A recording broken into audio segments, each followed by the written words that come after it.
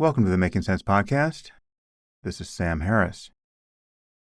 Well, there's been a lot of chatter online about Ukraine that is new. Many people are concerned that we could be edging closer to nuclear war with Russia. Anyway, I reacted to some of that online, but I think I'll do a podcast on Ukraine in the next couple of weeks. Today's episode is a tale of cancellation. For anyone who has any doubts about whether cancellation is a thing, this episode is for you. In particular, it's a tale of a truly ridiculous cancellation. As you'll hear, the mob picked the wrong target, as it often does. Today I'm speaking with Meg Smaker. Meg is a documentarian with a very interesting and unusual backstory. In the first half hour or so, you'll get a sense of just how intrepid and resilient a person she is. There's been some important coverage of her and her story. Michael Powell wrote a good piece for the New York Times. I believe Graham Wood might be doing something for The Atlantic. But what there's been much more of is noise on social media among the whinging hysterics and malcontents and grievance entrepreneurs. Briefly, what happened is that Meg made a film, originally titled Jihad Rehab, about a program in Saudi Arabia that seeks to rehabilitate former terrorists. And her film was accepted at the best film festivals, like Sundance and South by Southwest. And then it was hurled from the ramparts of those festivals, which is to say, disinvited. She even had an award rescinded and positive reviews changed after the fact, all in response to an utterly dishonest campaign of defamation and intimidation.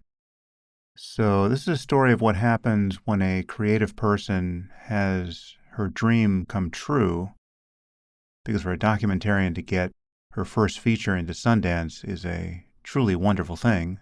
It more or less guarantees distribution and future work as a filmmaker. But it's also a story of what happens when that dream is maliciously turned into a nightmare by the woke mob. As you might expect, this bothers me for many reasons. First, it hits close to home. This is the kind of thing that has been directed at me. But when it was, I was lucky enough to have already built a platform and an audience that makes me more or less impervious to these kinds of attacks. Meg wasn't so lucky. But as you'll hear, the injustice of this episode is really compounded because Meg is absolutely the wrong target. I mean, I can understand many people being upset by what I have to say about Islam, because my view really is condemning of the faith, at least in part. I mean, obviously, I don't think I or anyone else should be canceled for honestly discussing the link between specific doctrines in Islam and much of the pointless misery we see leaking out of the Muslim world. Jihadism, especially. Although we might currently note what's happening in Iran, with social protests bordering on revolution in defiance of the hijab. But this is just to say that in my case, the offense and even outrage isn't totally surprising and illogical, right? Because my view really is that Islam has to be dragged, kicking and screaming, if need be, into the modern world. But in Meg's case, there is literally nothing in her film for people on the left to honestly find offensive. She doesn't share my view of Islam at all. And there's no criticism of the religion in the film. As I make clear in our conversation, this is an utterly humanizing portrait of men who we have every reason to believe have been treated terribly in Guantanamo by the U.S. government. So what's happened to Meg and her film is quite perverse. It's just a spectacular own goal for the far left. And it's perfectly emblematic of the moral and political confusion that is screwing up everything now. And as you'll hear at the end of the podcast, there's also a call to action here. Meg is still struggling to get her film distributed, and she has set up a GoFundMe page for that purpose. which is accessible at jihadrehab.com. And I would really love it if our community could help Meg. So if you find this story compelling and you want to help right the wrong that was done here, I would greatly appreciate it. And now I bring you Meg Smaker.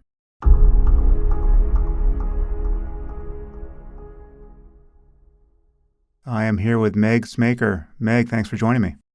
Thank you. It's really nervous, but I'll try to do my best. No, well, it's really great to talk to you. So we were thrown together by, I guess, a mutual friend. I mean, she's a friend of mine. I don't know how well you know her, but Melissa Chen put you on my radar, and I'm glad she did, because it's a fascinating situation you're in. I'm sure it's an uncomfortable one, but I want to get into it, and it pulls together so many issues that we're dealing with collectively and culturally. There are several things to talk about. You've made a film originally titled Jihad Rehab, which I've seen, and which is really quite wonderful, and the irony of its cancellation will be quite evident to our audience. But so we want to talk about the film and its reception, perhaps above all. But before we do, you have a very interesting and counterintuitive background. So let's just summarize who you've been before you ever thought you might make documentaries, and then we'll get into the film and the current controversy. I don't know how far back you want to go, but I want to go back at least as far as September 11th. Yeah. Well, I'm currently a filmmaker, but before I'm documentary filmmaker, journalist. But before I was a filmmaker, I was a firefighter. And if you asked me back then what I wanted to do for the rest of my life, without hesitation, I would have said be a firefighter. I mean, I loved that job. Every day was different. You got to work in a team, and it was just such a really, really great job to have. And the people that I worked with were like family to me. All that kind of changed, though, on 9/11, and the reason for that is, but like the day before 9/11, I would describe my firehouse as a place of like family, of like supportive, caring people who, were very, yeah, they're just like family, a place of love and support, right? And within 24 hours, that place turned from a place of love and support into a place that had a lot of like vitriol and hatred and bigotry. And none of the things that I was seeing on mainstream media kind of answered those questions of that, like that were generated from that day. And my dad always told me that there's only three types of people in the world, right? Those that when you hit them, they hit you right back. And those that when you hit them, they run away. And those that when you hit them, they asked, "Why'd you hit me?" And I've kind of always been in that third camp. So after 9/11, my initial response was to try to like understand. So I watched a lot of news, and I read a lot of books about Islam, and I read some books about Arabic and the history of the Middle East. And what was really interesting to me was the things that I was reading about Islam were directly contradicting what I was seeing on the news. And the only way that I can think of at that time was to basically go to Afghanistan on my own and try to find those answers for myself. And so it was a little bit after 6 months, it was around 6 months after 9/11. I traveled to Afghanistan on my own. And after arriving there, I was immediately humbled by my own ignorance of the world. I mean, I don't know if you remember what you were like when you were 21, but I was very self-assured of my like worldview, and that came crashing down after my time in Afghanistan. Okay, but before we get into your experience there, there's a bridge we have to attempt to build. I don't know if it's possible, because it could be mysterious even to you, but you have just described your sudden interest in why they hate us, and which was shared by many, many millions of people in our society at that point. And your response to it is so peculiar and extreme compared to what everyone else did, that if there is an explanation for it, it'd be great to have it insofar as you can provide it. I mean, how is it that you, a solitary woman who happens to be a firefighter, suddenly decides to go to Afghanistan solo in the more or less immediate aftermath and ongoing chaos of the beginning of our war on terror. Based, you're saying, why did you do this like crazy thing of going to Afghanistan right when Yeah, I we mean, started the war on terror? it is fairly bonkers if you Yeah. look at No, the I'll average. completely admit to that. If you Yeah. don't know me, it sounds like a fucking crazy person like does some shit like that. Sorry, am I allowed to swear You on the are, web? yes. Okay, cool. That makes this a lot easier for me. Yeah, I think how do I put this? So I remember when I was a firefighter, for me, I loved doing it, but there was one call, there was one type of call that whenever we went on it, I would always be really nervous about it. And that was any calls involving hazardous materials. Because every video we saw in training where firefighters died, it was because some kind of chemical or gas asphyxiation or something like that. And so it always kind of scared me, right? And it was the only calls that I went on that I would hesitate, and it was the only calls that I went on that I would second guess myself. And I don't know how you're wired, but for me, when I don't understand something, like I didn't really understand how chemicals and hazardous materials work, it scared me. And so for me, diving deep into that and understanding it is a way of kind of like a safety blanket. So when I realized that this was one part of me being a firefighter that I just needed to overcome that fear, I went in and I started training as a hazmat specialist. And it's really like involves a lot of chemistry, a lot of like, on the fire grounds work type drills and stuff like that. And it's a pretty involved process to become a hazmat specialist. But then after I got that, the next call that I went on that was for a hazmat call, I didn't hesitate. I was super comfortable and super deliberate, and I think for me, it might kind of my friend thinks it's a little bit obsessive compulsive, but, like, if I don't understand a thing, like, I have to understand the thing. Like, I can't let it go. I can't be just like, "Oh, that's gonna be a mystery, and I'm just gonna keep on, living my life." Does that make sense at all? Yeah, You're like, although "No." I mean, but there are there are many things to understand, and on paper, at that point, it must have looked, if not to you, to others, fairly crazy Yeah, to. batshit crazy is what my dad said. Yeah, I mean, because literally we have journalists, seasoned journalists getting decapitated at that point. I mean, Daniel Pearl got murdered, I think, in February of Yeah, 2002. I actually had a knock-on effect of that is when I went back to Pakistan, I was going to Afghanistan. So I went back to Afghanistan. I went to Afghanistan right after 9/11, and then I went back to Afghanistan in 2004. And when I went back, I actually had the secret police. They weren't so secret actually, because I knew they'd follow me in Pakistan because they were worried that I was gonna get kidnapped. And it was funny because I wasn't there as a journalist who had loads of resources. So I was staying in the really cheap part of town, which also was the very dodgy part of town. And when they found that out, they were really scared that something was going to happen. And they sent this like caravan of like armored cars to literally remove me. And they like put me up in the Marriott. Hmm. Just like, what is going on, guys? And I think the Marriott was bombed shortly after that. So I don't think that was the best decision. But yeah, I think that, listen, my experience has been that most of the people that I meet are good people, and that goes for every country I've been to. I think through different cultures and different traditions and, religions, it's most of the people I've met have been good. I think if I had never left the United States and I didn't have that experience, I would feel very fearful of the world because I know that before I started traveling and before started really doing a lot of reading ferociously, the world seemed very scary because imagine if you never left your hometown and you just, watch the news all day. That's fucking terrifying. Mm. And I think the way that I describe Yemen and Afghanistan to people, because inevitably they always think that it's so dangerous and there's explosions going off all the time, and then I'm like, running for my life. But the way that I describe it to people is imagine that you knew absolutely nothing about the United States. You didn't know it was located on a map. You didn't know who the president was.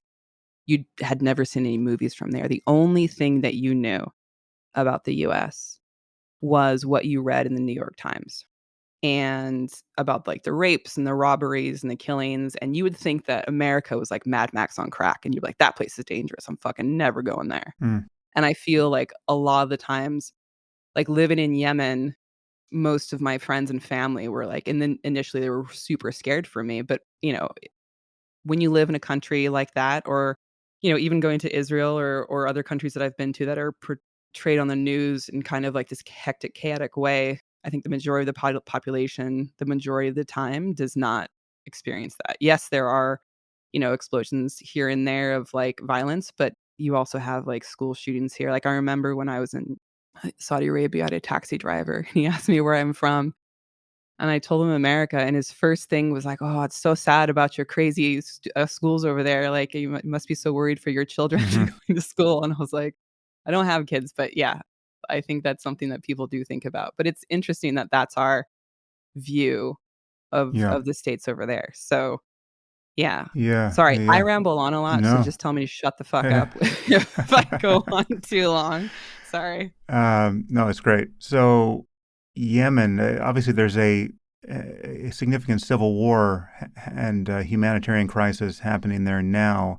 Was any of that going on when you were there, or is that pre-chaos? I mean, I really kicked off in there. So the Houthis were definitely an issue when I was there. Like there was bombings in the outside the city. Ali Abdullah Saleh, who was the president at the time, it was a definite issue there, and we had lockdowns sometimes when things really kicked off, and there was riots sometimes for. I remember this one time. It's one of my like. So when you live in Yemen, you have to have clan, and what I mean by that is when I moved there as a single person, I would, like, move into an apartment, and then this happened to me a handful of times. I'd move into an apartment, and then I would, like, repaint it and, like, redo everything and make it nice, and then inevitably my landlord would come a couple months down the line to check the place out, and then he'd like, "Ah, it really looks nice in here." I was like, "Yeah, thank you." And then about a month later, he's like, "I've decided to move back in," and I'd have to move out, and Mm. I, I realized after a while that I just had no recourse to any of this, and then I met there's a huge diaspora of Iraqis in Yemen because of what happened with the war in Iraq. A lot of Iraqis moved to Yemen to kinda get away from that and escape that at the time, and met and befriended this family, and they kind of took me in and adopted me, and one of the women, I consider her like a sister to me. She actually helped me on the film and did some translations and gave some story notes. But yeah, she's like a sister to me. And so when they adopted me, um, the next time I got messed with, like the whole crew came down, and we're not talking about like 2 or 3 people. We're talking aunts, uncles, cousins. And then as it was clear that I had clan, that I had like Mm. people, I was left alone. And then they found me this place to rent in Hada, which is the newer part of Sana'a, and, it was this really old Kabili guy. A Kabili is, a Bedouin with a lot of money from selling qat, which is a drug there, Hmm.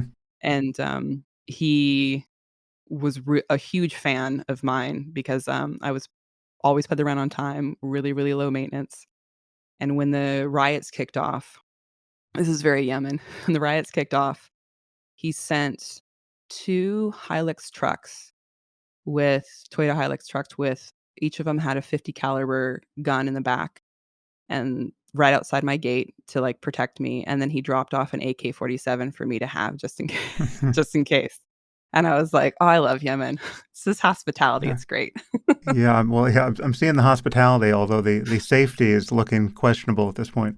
Well, you know what? Like I said, it's Y if I was by myself at that time and I didn't have a clan, I didn't have a very well-known and influential, powerful Kabili as a landlord, I would be Mm. like, "Yeah, it's very dangerous." Oh, here's how I describe it, right? Like, I don't know about you, but I like puzzles. Not puzzles as in, like, I put together puzzle pieces, that shit drives me nuts, but actual, like, human cultural and political puzzles, and so, for example, it was 2004. And so growing up, my dad was a firefighter, but he had this knack of like he loved to read. He read a lot of textbooks in his spare time. And that was one of the things that I picked up from him. And so I was reading about laissez-faire economies, and it was this theory and they'd really never been in practice. But at that time, because of this collapse of the Somali state, I was like, this would be a really cool thing to go find out about, because technically this is a laissez-faire economy. There's no government, there's no rule of law. So I was in northern Somalia, Somaliland, and I was trying to figure out how I could go to Mogadishu, because Mogadishu at that time was absolutely chaotic. And if you can picture Mogadishu as a pizza, each slice of pizza is a different clan Hmm. or different like faction rules, and you can't cross over that without permission. If you do, you'll be shot and killed. So I was trying to figure out, because I wanted to basically be able to go all over Mogadishu freely, and I was trying to figure out how to do that. And I realized that in Mogadishu they had, Marlboro cigarettes and Coca-Cola and other kind of products, and it occurred to me that they have to get that from somewhere, because there's no factories that Hmm. make that kind of stuff at that time anyway in Somalia and Mogadishu. So even though the Somali state collapsed in 1991, that means, and as did the post office, that means someone has picked up some kind of and made a private postal business. And my theory was that if I can befriend that guy, that would be the person who would be able to get me free access. Because even if you're a warlord, or if you're running a piracy ring, or if you need to have your supplies, right? You need to have for your men, for your family. Like, you don't want to get cut off, and that's the one guy no one wants to piss off, is the guy who brings you that stuff. Hmm. So I found out who ran the private postal service in Somalia. I met with him, I befriended him, and then I went to Mogadishu with him. And when we walked around, everyone saw me with him and just figured that I was his friend, or that we were, I was doing a business deal with him. And then once he left, I was able to go all around Mogadishu and no one messed with me. And it was like pretty night and day. Hmm. And it was just figuring out the puzzle of this place and how you're able to navigate it. So I guess the answer to your question is yes, going to Mogadishu as a 6 foot tall uh, albino Godzilla Hmm. on the surface is not smart, nor is it safe, but it's all how you do it. And by doing it that way, it actually was quite safe. Does that make sense? Yeah. Yeah. Well, I think you've just further confirmed that I want to be with you in a crisis, if I have to be in a A lot crisis. I'm on a lot of people's, like, top list for if the zombie apocalypse actually Yeah. comes. I was really disappointed, because I honestly thought that when this all started, I was expecting, like, Mad Max Fury Road. I'm like, "Man, I'm gonna rock in this new world. I got this great skill set," and then it wound up being like the Big Lebowski apocalypse. Uh, We're all home in our robes, so I didn't get to use my skill hmm. set, unfortunately. Yeah, kinda went stir crazy, actually. So, how long were you in Yemen? A little bit under 5 years. Hmm. So, like, a little bit over 4.5 years, yeah. And was Somalia just a did it punctuate that time, or did you go to Somalia after Yemen? So, Somalia, I went in Yemen twice, once when I was in Yemen, and then again when I went back to school. I wrote a paper based on my time in Somalia called "The Advantages of Anarchy," and I turned it into one of my professors. And the paper basically said that Somalia was in this unique position because Somaliland had declared itself independent, but and it had its own currency, it has its own elections and president, but it was not recognized by the international community. And because it wasn't recognized, it wasn't able to get money from the IMF and things like that, which on the outside people thought was a bad thing. But what actually happened was, because they didn't have international recognition, they also didn't have international influence. And so the government didn't go abroad for money. It had to go to the local populace and the local business leaders. And so it created a very healthy relationship between the local business and the politicians, where it was more organic and they were responsible to the local populace, where a lot of countries in Africa receive a lot of their budgets and funding from, the IMF. And Hmm. so they're okay pissing off the locals, because people that they don't want to piss off Hmm. are these foreigners in these foreign countries. So it actually created a very healthy economy and a very healthy political system in the north in Somaliland. And so the paper that I wrote was kind of like about the advantages of the anarchy that happened in Somalia. And I turned it to my professor, and she called me into her office. And I thought I was in trouble because, I mean, you don't know this about me, but I have learning disability and my spelling is fucking atrocious, like really bad. So I thought I was going to get in trouble. And so she called me in and she said, I read your paper and I was wondering if you would be interested in writing an academic article about it. And we could co-author it. And I didn't know what it took to write an academic article. I thought it was going to be like a couple of weeks of my time. So I was like, sure. It like took 2 years. So then I applied for some grants to go back to Somalia and actually do real field research. And so then I went back in 2010 and went all over Somalia, kind of doing field research on state building and piracy, and using piracy as a way to measure stability and state building. Fascinating. Sorry. Yeah. Like, again, just tell me to shut the fuck up. I go on a diatribe. This is all great.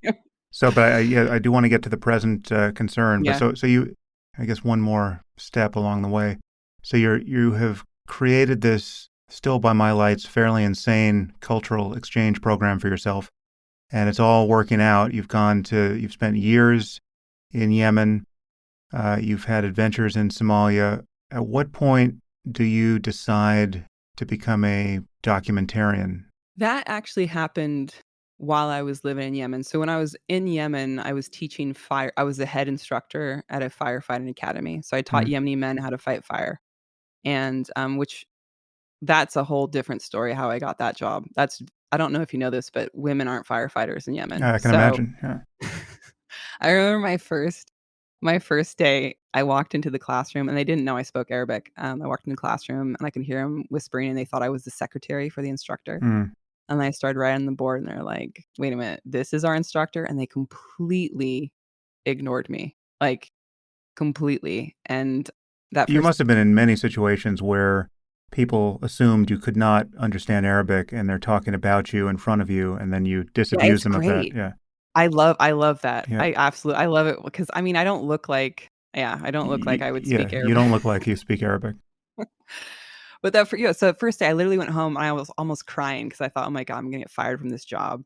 And then the second day the same thing happened. And so, firefighting, we have this saying like improvise, adapt, and overcome. And it's something that we just kind of go to all the time. And when you become a firefighter, your fire academy is about 20 weeks long, probably more than that in some cases. And you do all this classroom work where you study fire science and safety equipment and, standard protocol and, chain of command, all that stuff before you ever do live field drills. And what I mean by that is we have something called the burn building when you're training. And it's a house that basically you can set on fire multiple times to kind of do live fire drills. But you wait until the very end to do that. So what I decided to do was to take them, because I figured that they looked at me and didn't see me as a firefighter and that they just thought I was this woman to teach them stuff. And I knew that I had to change that perception. So on day 3, I took them out to the fire ground and we did a live fire drill. And I taught them what an SCBA is. It's a self-contained breathe apparatus that firefighters use. And I taught them about how to don it. And my goal that day was to teach them skip breathing. Skip breathing is a very advanced technique that firefighters use that when your air runs out, this alarm bell goes off and it basically tells you have like a couple of minutes left of air. And if you're an experienced firefighter, you change your method of breathing that you make that last longer, but you have to remain calm. And you have this huge alarm going off in your ear. It's really, really, really hot all around you. There's fire, there's smoke.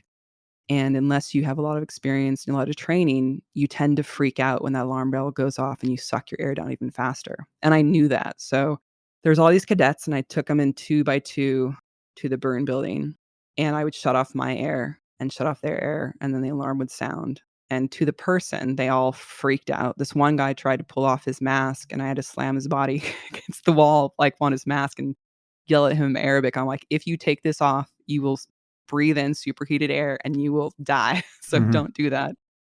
And then this one guy, he like almost passed out and I had to basically drag him out of the building. And then we did that. And it was about I think I had about 40 cadets and they all went in 2 by 2. And at the very end of it, I came out and they're like all on the ground, like breathing really heavily. And this one guy looks at me and he goes, teacher, you are a man. And then after that, that was it. It was fine. and we got along great, and they just looked at me as like a man dressed as a woman teaching them firefighting, and that was fine. That was the end of it. Hmm. And so, yeah, it's definitely not the first time that that has happened, but I do think that, like, being able to understand kind of where people are coming from, like, these men, I think most of them had around a 3rd grade education, because Hmm. firefighting is very different in Yemen. It's not seen as a desirable job. So, people who have really well educated aren't going after that. And so a lot of them were from the rural areas, and this was a huge thing for them. And so it's like realizing that, there's people who are maliciously sexist, and there's people who just have not been exposed to women in different positions like that. And so once you're able to show them, like, hey, like, I can do this, I'm actually pretty good at it, it shifts their paradigm. And then we were able to work no problem. One more firefighting question that just occurred to me Hmm. because 9/11 was it was a an atrocity when viewed from one angle, a certainly a tragedy when viewed from another, and it was especially so, I can imagine, from the point of view of a firefighter. What happened to the firefighters in New York that day, and the kind of the heroism on display and the doomed nature of it was so acute. I have to imagine that these events hit the firefighting community generally in an especially hard way. I think you alluded to some of that when you talked about how riven your firehouse was with hatred of Islam, perhaps, or at least jihadism at a minimum. Is there more that you can say about that? I mean, how did this land for Yeah. firefighters? So in California, we have fire season, and back in the day, it used to be actual season, not year round. And we have these things called strike teams, where during fire season, when there's huge fires, there are 5 engines that are sent out by different departments and to as resource allocations. And so I was on a strike team, so I was on a different unit. And that morning, we were at a station that had another engine on it. So there's sometimes stations have two or three engines on that are stationed there, and that engine had been out the whole entire night running calls. And my guys, I was a senior firefighter at the time, and my guys got up early and started to get ready, and, there was making a lot of commotion in the TV room, and I was in the bathroom, and I came out to actually yell at them because I was like, "Hey, the other crew's still sleeping, like, keep it down." So I walked in the TV room, and I kind of gave it to one of the firefighters, and he pointed at the TV, and I saw one of the trade towers on fire. And I turned to him, was like, "I don't fucking care what movie you're watching," because I Mm-hmm. literally thought it was a movie, because Mm-hmm.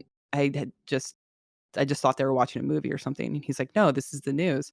And I looked at it, and the one thing that I remember most of that day was the shift.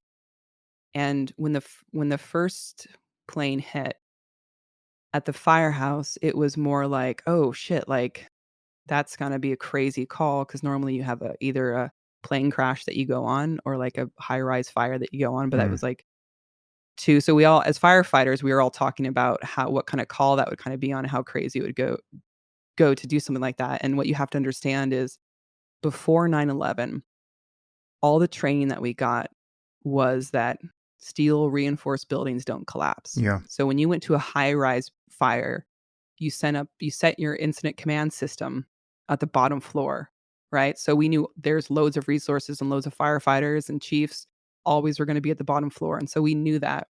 And so when the first plane hit, it was the shift that I'm talking about is like it was more like thoughts and prayers and concerns and talks about how, to be blunt, how cool of a call that would be Mm-hmm. to go on, right? Like, Yeah. how cool would it be to plane crash into a high rise? And, like, we were all talking about kind of being jealous of that, going on a call like that.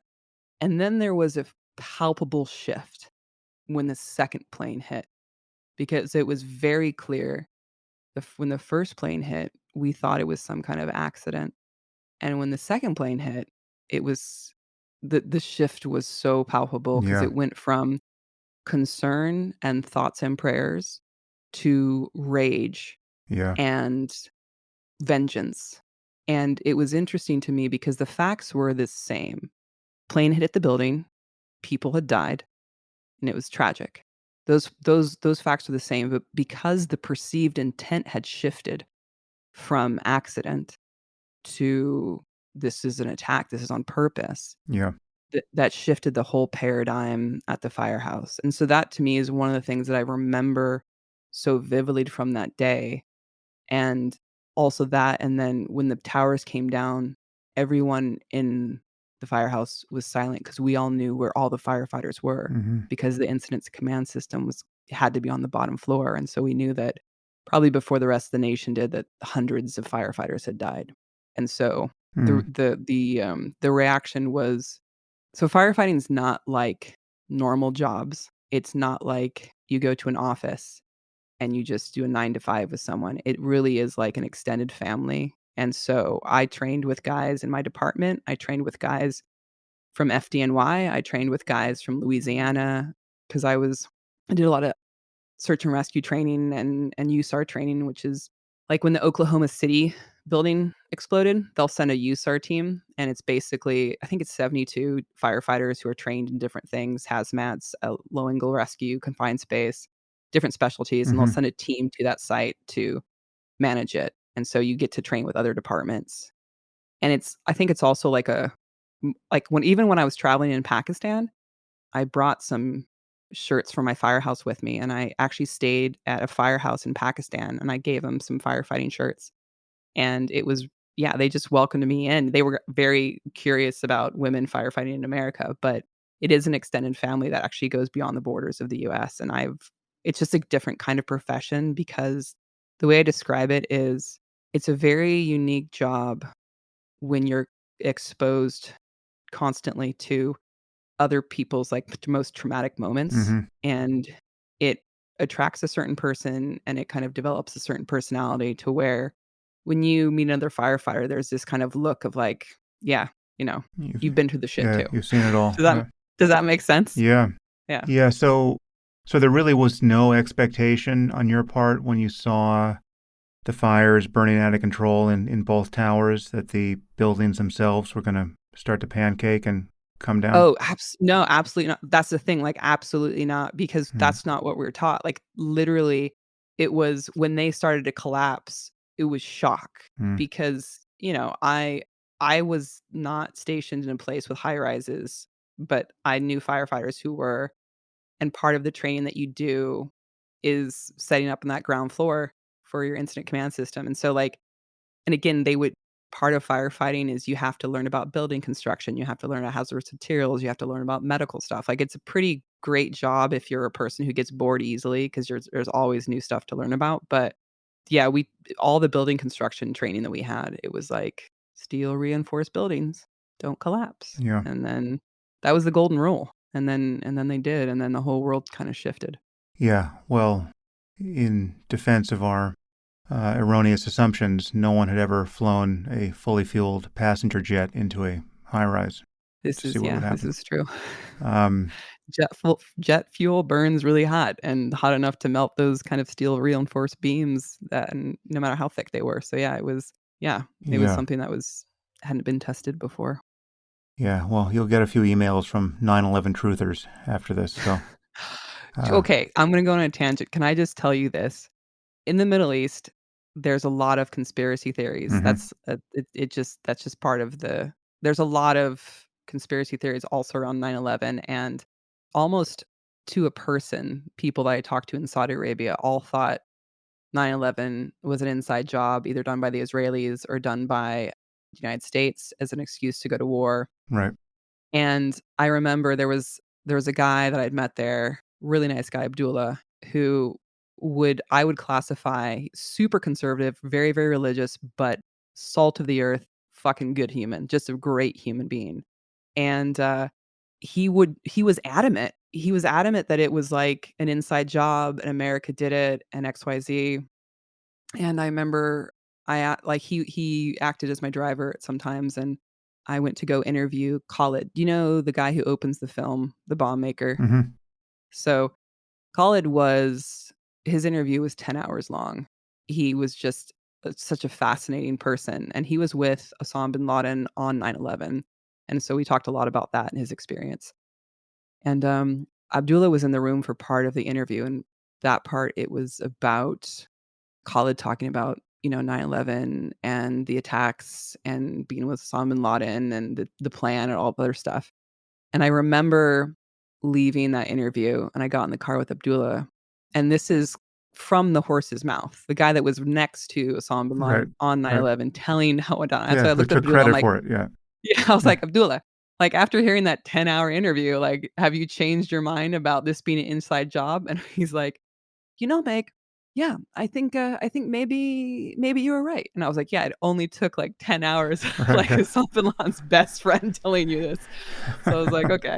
But yeah, that Yes. was pretty You funny. just Yeah, have to it's do a that a few million more times, yeah, and you'll change right, opinion. Yeah. right. Yeah, I think, Khalid, my hope someday is to take his interview and do like a podcast of it because his interview was just amazing. Like, for example, there's so much that couldn't go in the film, but I was talking to Khalid about just small talk and asked him, yeah, I'm a documentary filmmaker. Do you ever watch documentaries? He's like, yeah, I watch a lot. I was like, oh, what's your favorite one? And he said, oh, it's the one that was on the syllabus at Al Farouk. I'm like, wait a minute. You guys had a syllabus at the Al Qaeda training camp that had documentaries that were assigned watching material? He's like, yeah. I was like, "Well, what's your favorite documentary?" And I was kind of racking my brain and thinking, what would Al Qaeda assign for homework for Mm. these guys in training? And he said, my favorite one was the one about the man. He's always looking in the camera and he's talking about the war in Vietnam." And I was like, "Wait, Fog of War by Errol Morris?" Mhm. And he was like, "Yeah." He's like, "We watched that film and we know all we need to know about America." I was like, "This is crazy." Someday I wanna tell Errol Morris that his, Right. Yeah. his movie was on the syllabus for an Al Qaeda training camp. That was great. I would bet they've got a few Michael Moore films too. I know, Yeah. yeah. Yeah, Um, yeah. okay, so let's jump We're just in. going all over the Yeah, place. no, I I see apologize. the through line. It's working. But so you are steeped in the culture at this point, and you have decided to make a film which sends you to Saudi Arabia. Perhaps you want to say how you got pointed in that direction and heard about the phenomenon of Jihad Rehab. But Mhm. perhaps you can just briefly summarize the film. I want to talk about the film, but I really want to talk about what has happened since the release or attempted release of the film, Yeah. because therein some powerful ironies await us. So, what is Jihad Rehab? The place, the phenomenon, and give me the elevator summary of the film you made. Yeah, so I'll take those in reverse. So Jihad Rehab, now retitled The Unredacted, is about a group of men who, after spending 15 years in Guantanamo, are sent to the world's first rehabilitation center for terrorists, which are located in Saudi Arabia. I first heard about the center way before I was a filmmaker. I was living in Yemen and I was teaching firefighting, and I kind of overheard a conversation from some of my cadets, and they were talking about a terrorist attack that had taken place in Saudi Arabia. I think it was around 2007, and they said that the perpetrators had been caught, and that half the perpetrators were Saudi, and half the perpetrators, and the other half was Yemeni, and that the Yemenis had been tortured and killed, but the Saudis had been sent to something that they referred to as Jihad Rehab. And at the time, this was really interesting to me because Saudi Arabia was and also is not known for its human rights record or for being very progressive.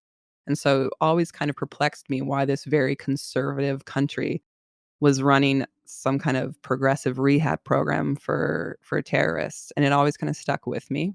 And then my last film I made in Cuba, and my Spanish is not great, and when it came time to do my next project, I wanted to do something where it was gonna be easy I thought it would be easier because I spoke the language. Mm. It was so hard to make this film. Yeah, and so I originally wanted to do this and I didn't know the kind of access I could get. I was pretty sure I could get enough access to at least do a short documentary. That was definitely within my, I think, powers, but I wasn't sure if I was gonna have enough access or the kind of access that I wanted to do a feature-length doc. And, but it took me like a year to get access, at least the kind of access that I have Mm. to make this film. It's like full transparency, there are reporters that visit the center before me, but they're given like a 2-hour, PowerPoint presentation, and then they're shown around, and then they're really, really kind of escorted everywhere and very curated, Hmm. and they might be able to talk to maybe 1 or 2 people there, but the kind of access that I was asking for, they had just never given, ever. Right. I think I can't remember. Is it the same place that Graham Wood, the Atlantic writer, went to when Yeah, he yeah. interviewed So I MBS? went Yeah, so he full disclosure, I listened to his podcast with you, and actually it's the only reason why really wanted to hear that full interview, so I paid for Hmm. your subscription for that month just to listen to that, Right. and then Right.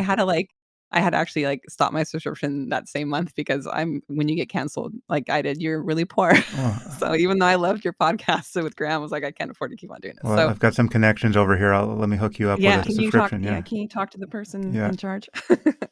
I listened to that. It was really great. Yeah, so I spent some time at El Haier, which I think Graham talked about in his podcast, and I spent obviously a lot of time at the center. So just to give you some context here, I interviewed or talked with, I would say, around probably over 150 of these guys. Of that 150, around 30 were interested in doing the project. Of Hmm. that 30, only 12 were interested in doing the project without their face being blurred or disguised in some way. And for me, it was really imperative for the audience to be able to see these guys and look them in the eye, because I think that's how you kind Yeah. of are able to, like, see someone's humanity. But yeah. Yeah. So So and they were they all Yemeni in the end, or were three of the four Yemeni? Um, so in the film, you have Khalid, and he's Saudi, and then Abu Ghanem, Ali, Muhammad, and Nader are all Yemeni. Right. Right. Yeah. Okay. So you make this film, which I've seen, and which few other people have seen, given what happened upon its premiere.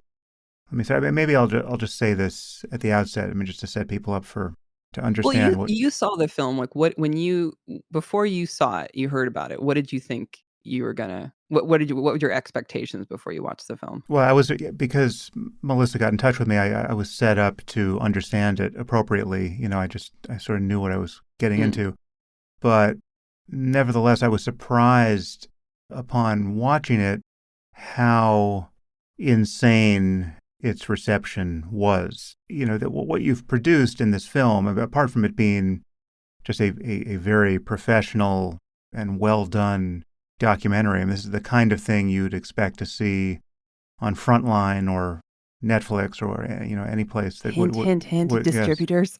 yes.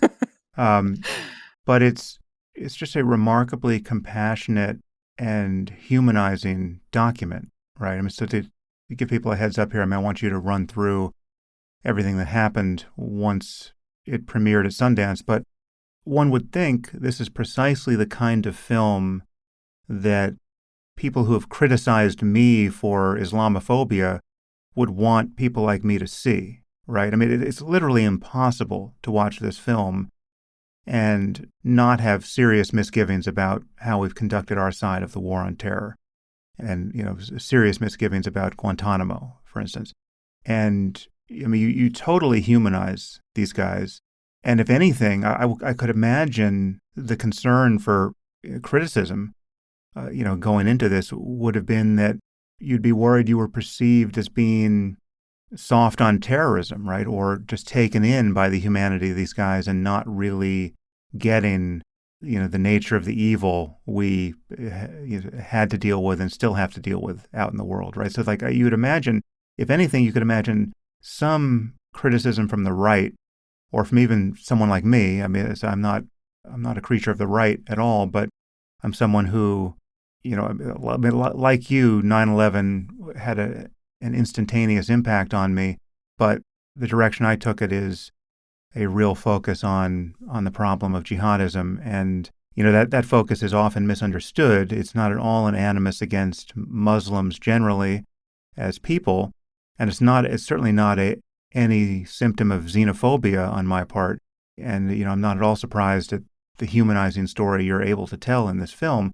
I mean, my problem with jihadism is that, and just with bad, contagious ideas generally, is that, bad ideas get good people to do bad and otherwise unthinkable things. It's the bad idea problem that I'm most worried about. And jihadism is one species of, very bad ideas that has religious roots, but it's not the whole story. And again, watching your film, what comes through very clearly is the rest of the story, right? So you see these guys as truly ordinary men who are faced with various life challenges, like, earning a living and getting married, or, how to get married, right? How do you even get a woman's attention?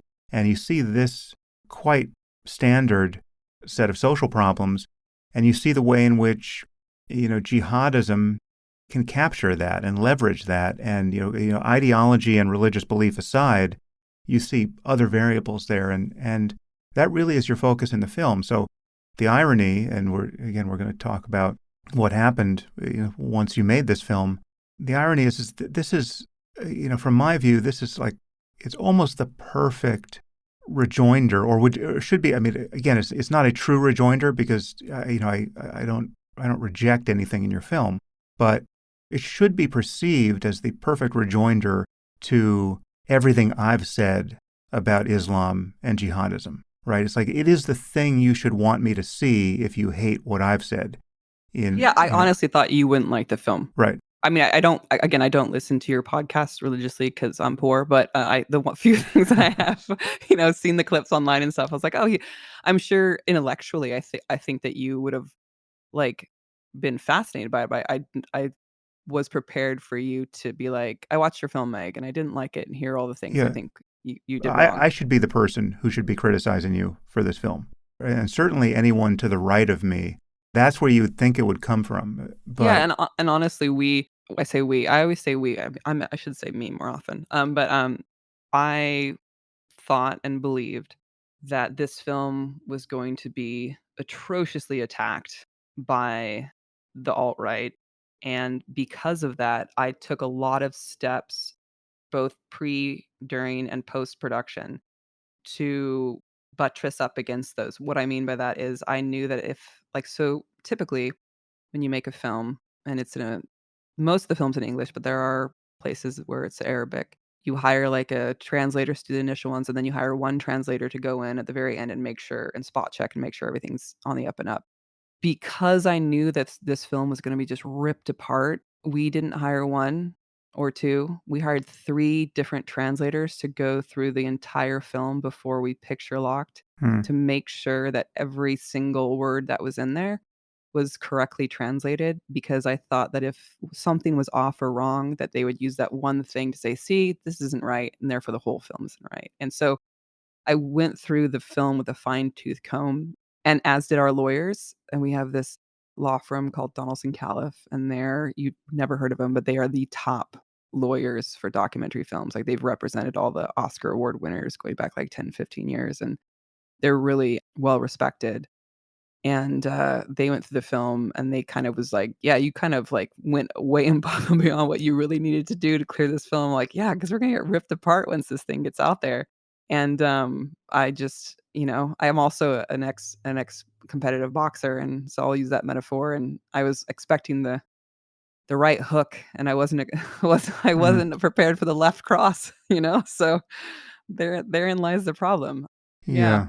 yeah, yeah. Okay, so what happened, and what did the left cross actually look like? Well, I mean, before we get to that, I want to back up because you mentioned something about these guys and their motivations. And Mm, I will say, I wanted just to add to that because, like I said, I interviewed over 150 of these guys.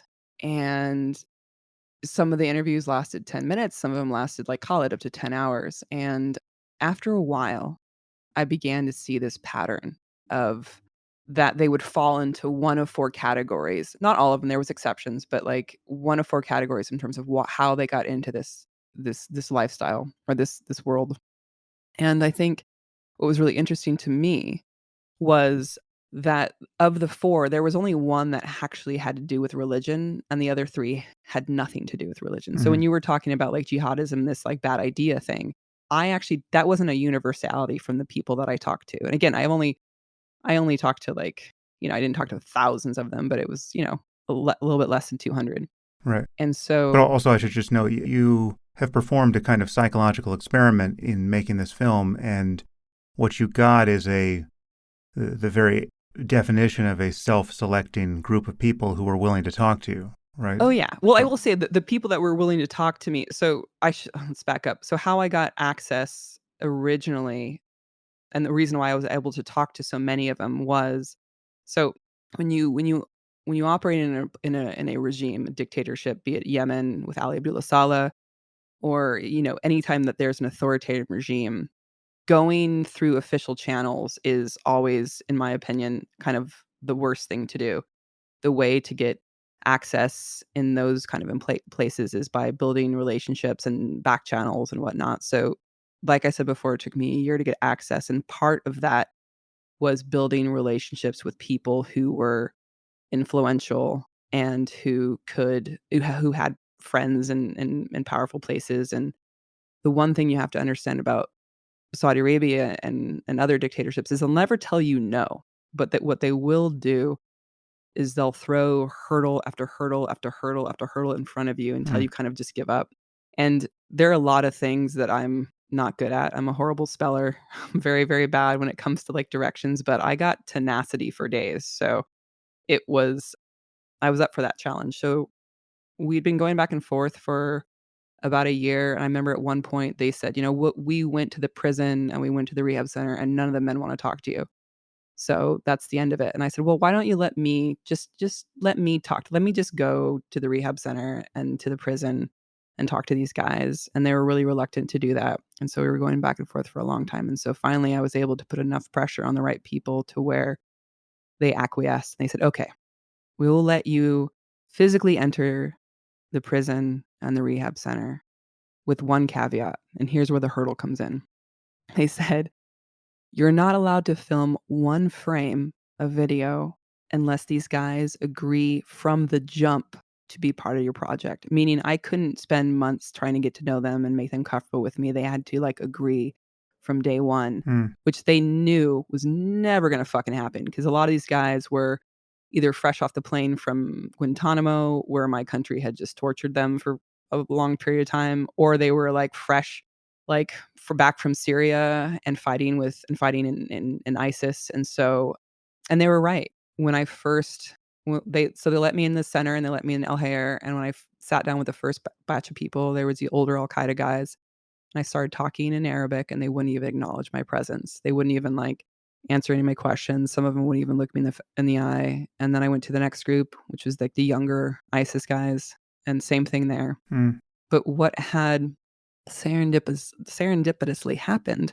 was that was also the same time that Saudi Arabia took its first batch of non-Saudi nationals through the program, and they just happened to be from Yemen. And I learned Arabic in Yemen, so I have a very thick Yemeni accent when I want to. And so I went in and and there was 9 of them, and I sat down and I started speaking, and their heads popped up and they're like, "Why the fuck do you speak our mother tongue?" They didn't say fuck, but mm, I'm gonna add that for dramatic flair. mm, And I told them I used to live in Yemen, and they wanna know how long and where I lived. And I said I lived in the old city, near the Sila, and they wanna know, like, "Oh, like the near the there's a very famous Fasa restaurant down there." And I was like, "Yeah, best Fasa in all the old city." And we just had this immediate rapport because they hadn't been back to their home country in mhm, over 15 years. And so we just started talking, and we talked for hours. And then at the end of it, I said, "I would really love to talk to you guys more individually about your stories and learn about, who you are and as people. And, would anyone here be willing to speak with me individually?" And a couple of hands went up. And then I met with those guys individually. And then kind of word spread throughout the rehab center that, like, Meg wasn't a journalist, because I didn't really ask him where the bodies were buried in the beginning. It was more like, tell me about your childhood. Like, tell me about, like, your favorite sports teams. It was very benign stuff initially because I knew I was there for the long haul, which is great. One of the things I love about being a documentary filmmaker is you're given like the time and the space and the grace to explore a story, where I feel if I was a journalist on assignment, I'd have to ask those hard questions from the jump because I'd only be there for a week or two. So yeah, word spread around the rehab center and throughout like the staff that, Meg was like basically a white Yemeni, is what I was told.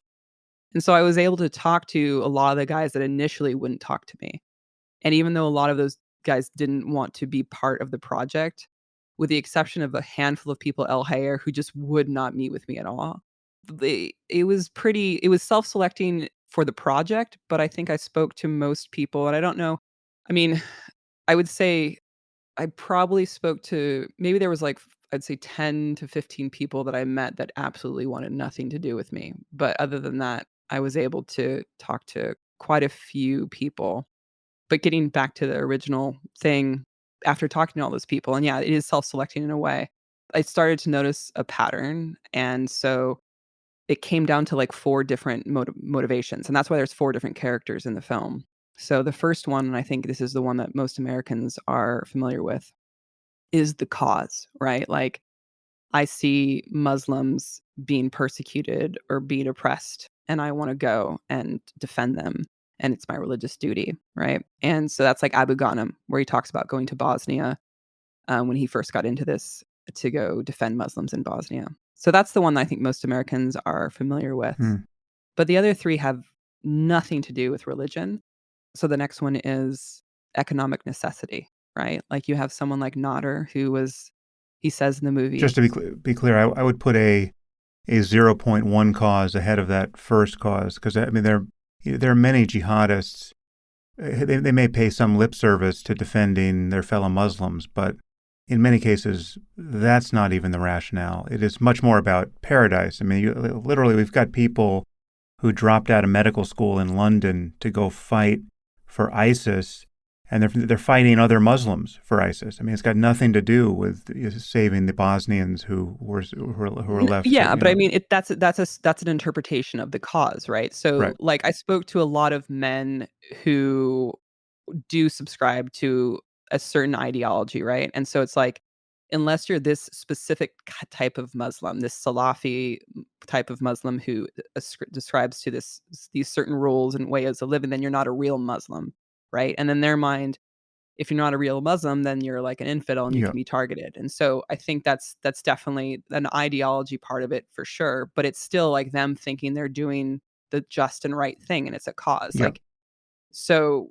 it's just a different version of like where it's one where, Abu Ghanem went to Bosnia because that's what he thought his religious duty was. Where I'm sure the guy you're talking about in London thought his religious duty was to go and join ISIS and do that Yeah. stuff there. Does that make sense? Yeah. I put those in the same category. Okay. Yeah, I didn't mean to derail you. So The second one was that I found a lot of men talk about was economic necessity, right? So in the film, you have Nader saying that his life was hard before and that he needed money. And I think the exact quote is, you want money, you need money, you go do the jihad. And in his mind, it became a way to make an income, and it became a career for him because he did this for a really long time. He started out, I think, when he was 16, and I think he was doing it till he was in his late 20s, early 30s.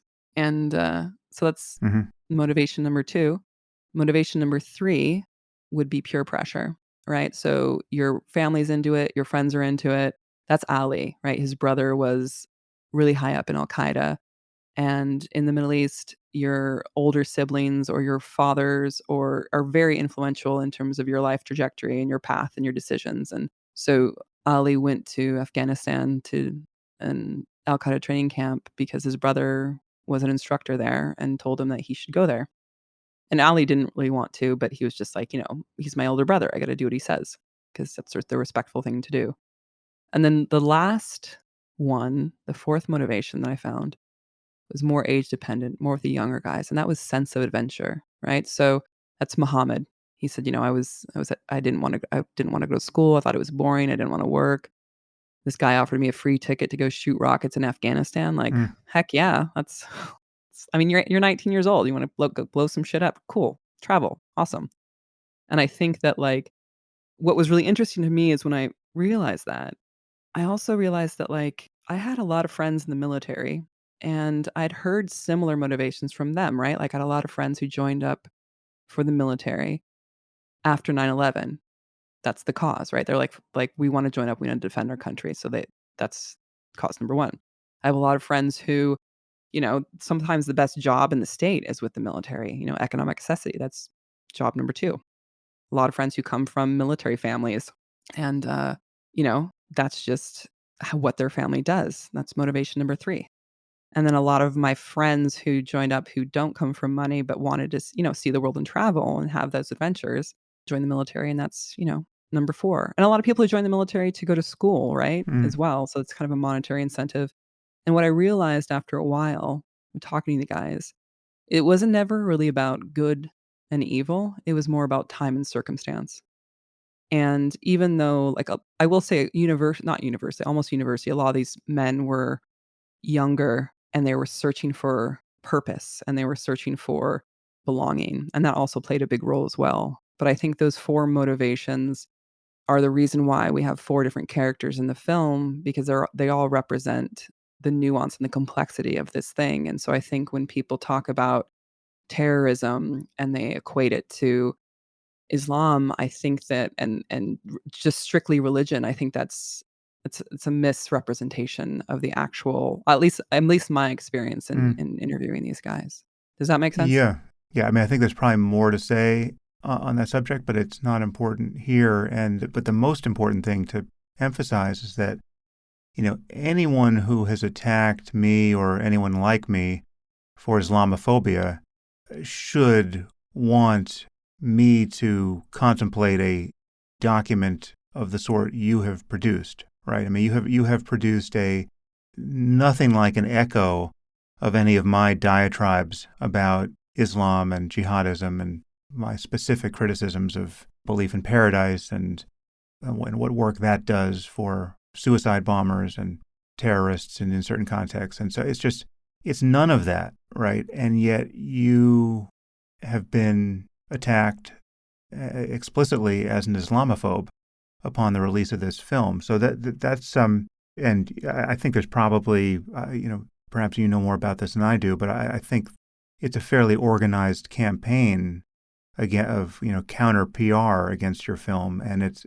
has worked. Oh yeah, it goes way beyond that. Like, there's things that you see in public, but there's private stuff. So there's been lawyers that were hired to send threatening letters. They're like just we got loads universally positive reviews from all the major trades like the Hollywood Reporter and IndieWire.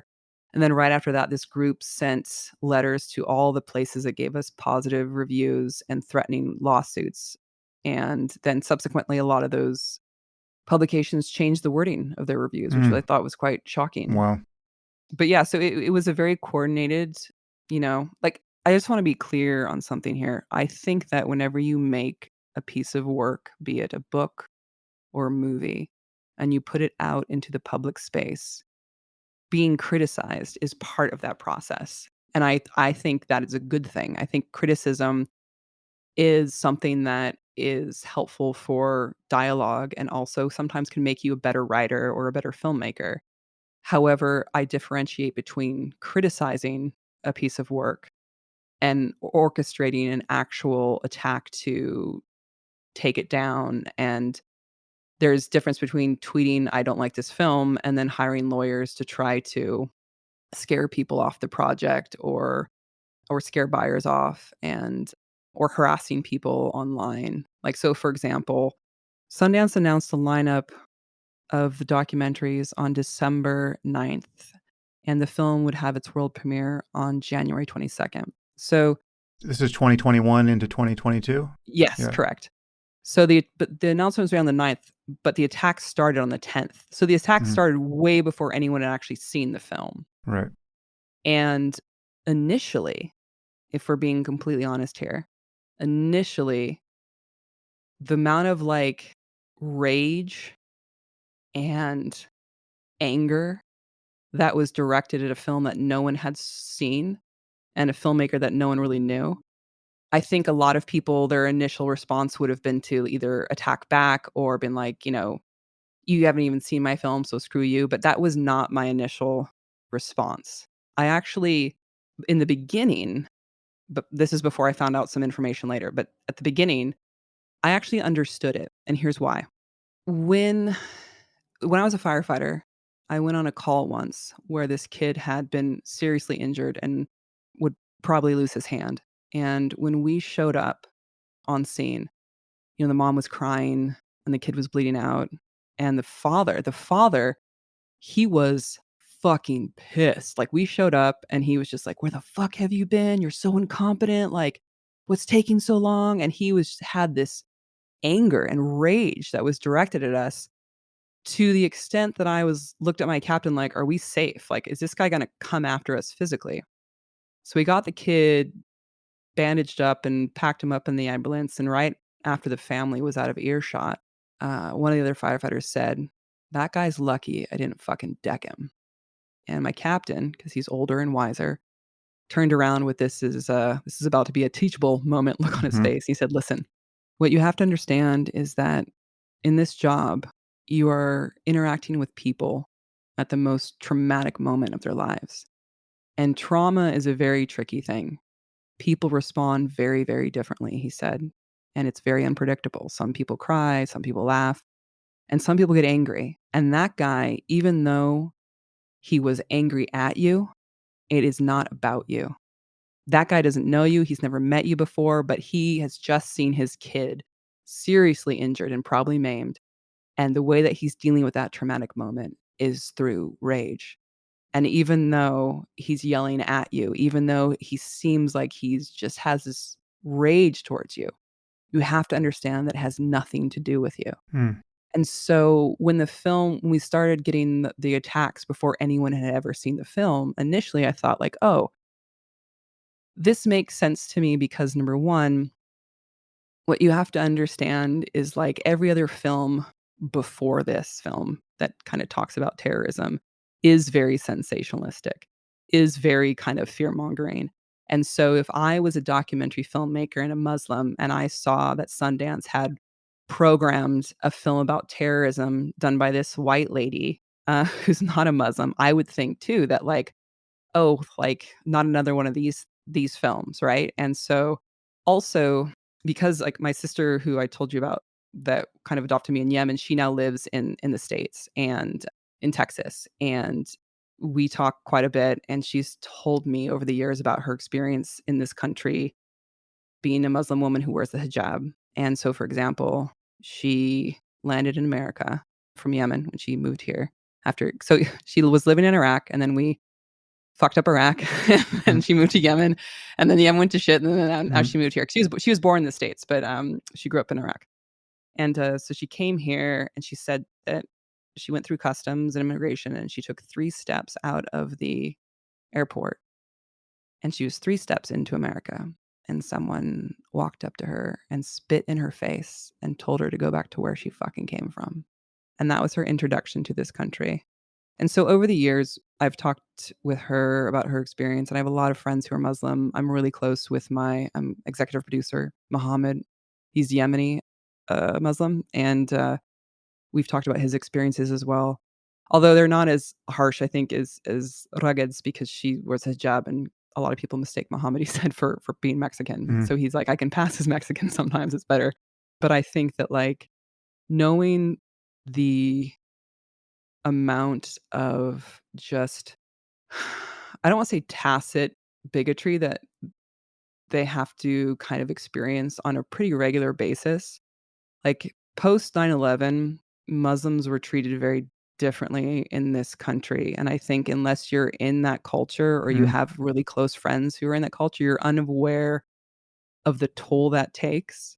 Like, for example, imagine being a person where everywhere you go, you're treated with suspicion, or you're treated in a way that is different than the other people around you, or you're having to deal with things like stepping out of the airport and just being spit on. I mean, that is not one incident. That's over years, and over 20 years of experiencing that in this country. That causes somewhat of a traumatic effect, right? So that is in itself, I guess, a type of trauma to endure that over 2 decades. And so when this originally happened, because that amount of rage was directed at a film that no one had seen, it reminded me of that call where Mm. even though the rage was directed at me and at the film, because no one had seen it yet or met me, I kind of figured, "Oh, this is not about me or my film. This is about the trauma that these people have been through for the last 20 years."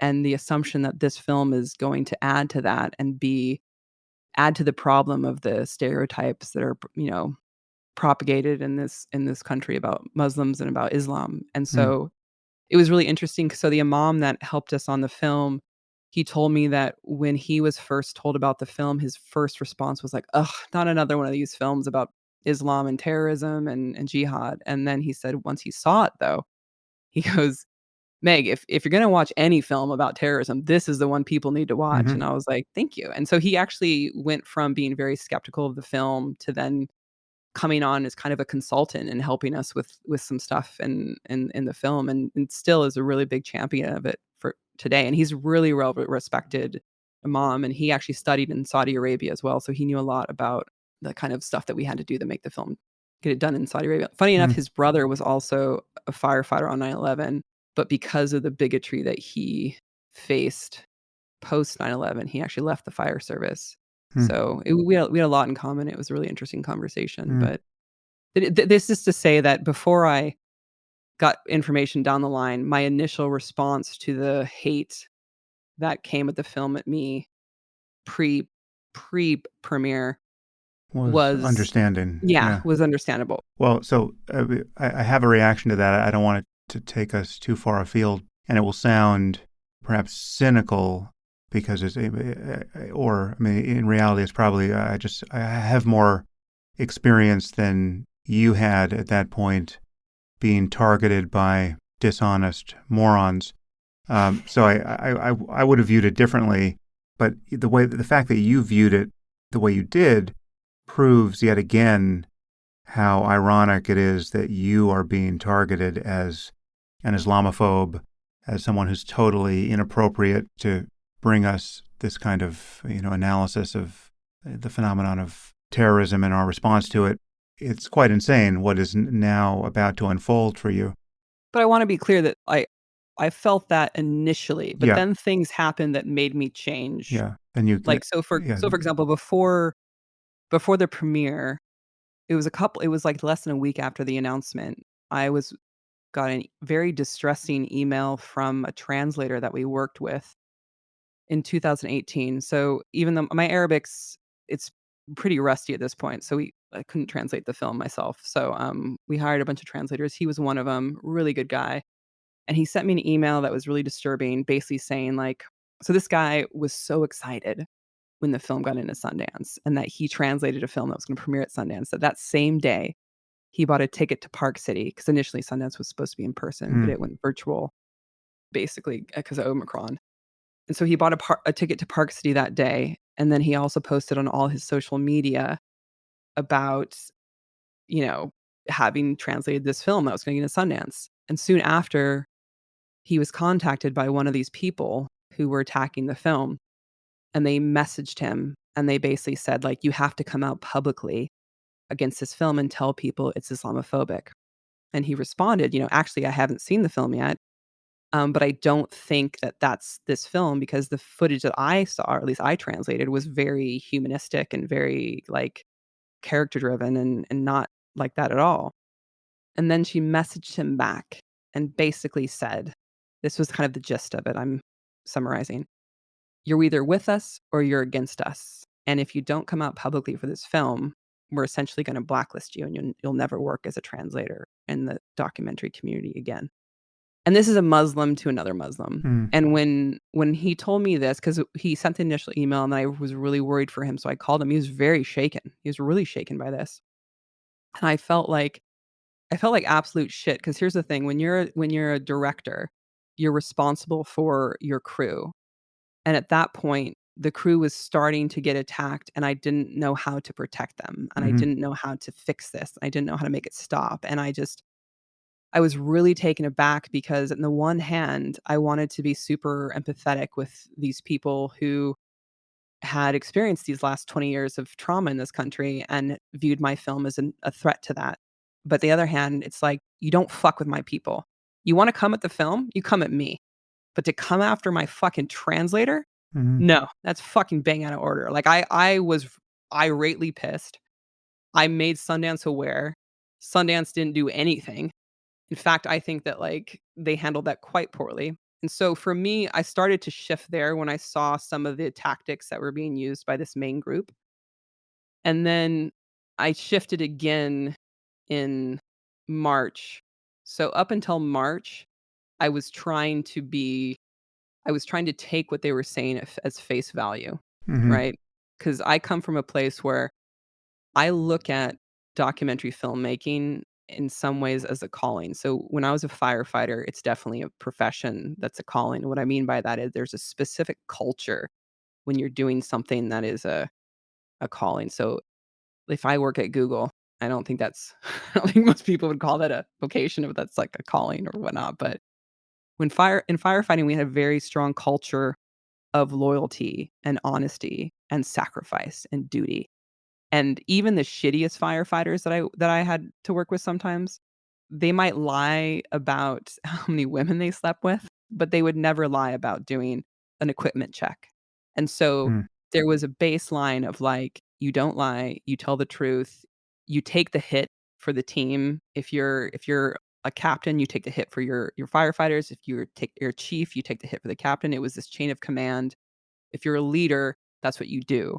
And so for me, I think I naively went into the documentary profession thinking that that same culture existed and was part of what we did. So for example, when you're a journalist, you and a documentary filmmaker, I would hope you favor the truth above all else, even if that's inconvenient for you.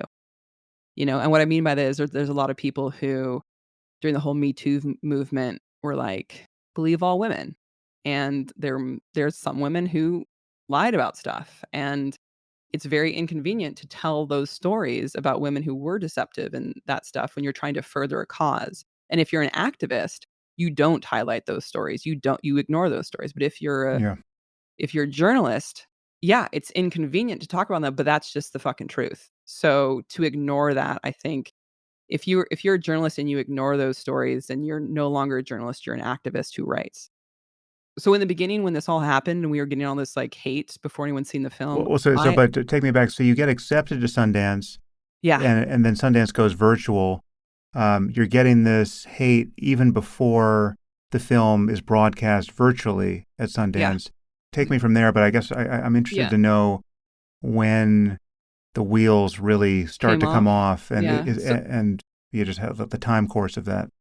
Yeah, so what you should know, and probably most of your audience doesn't know, is how pivotal and important Sundance Film Festival is in the documentary world. So in the independent documentary space, there is no better festival to premiere at than Sundance. Like it literally can make your whole entire career and it can launch your film.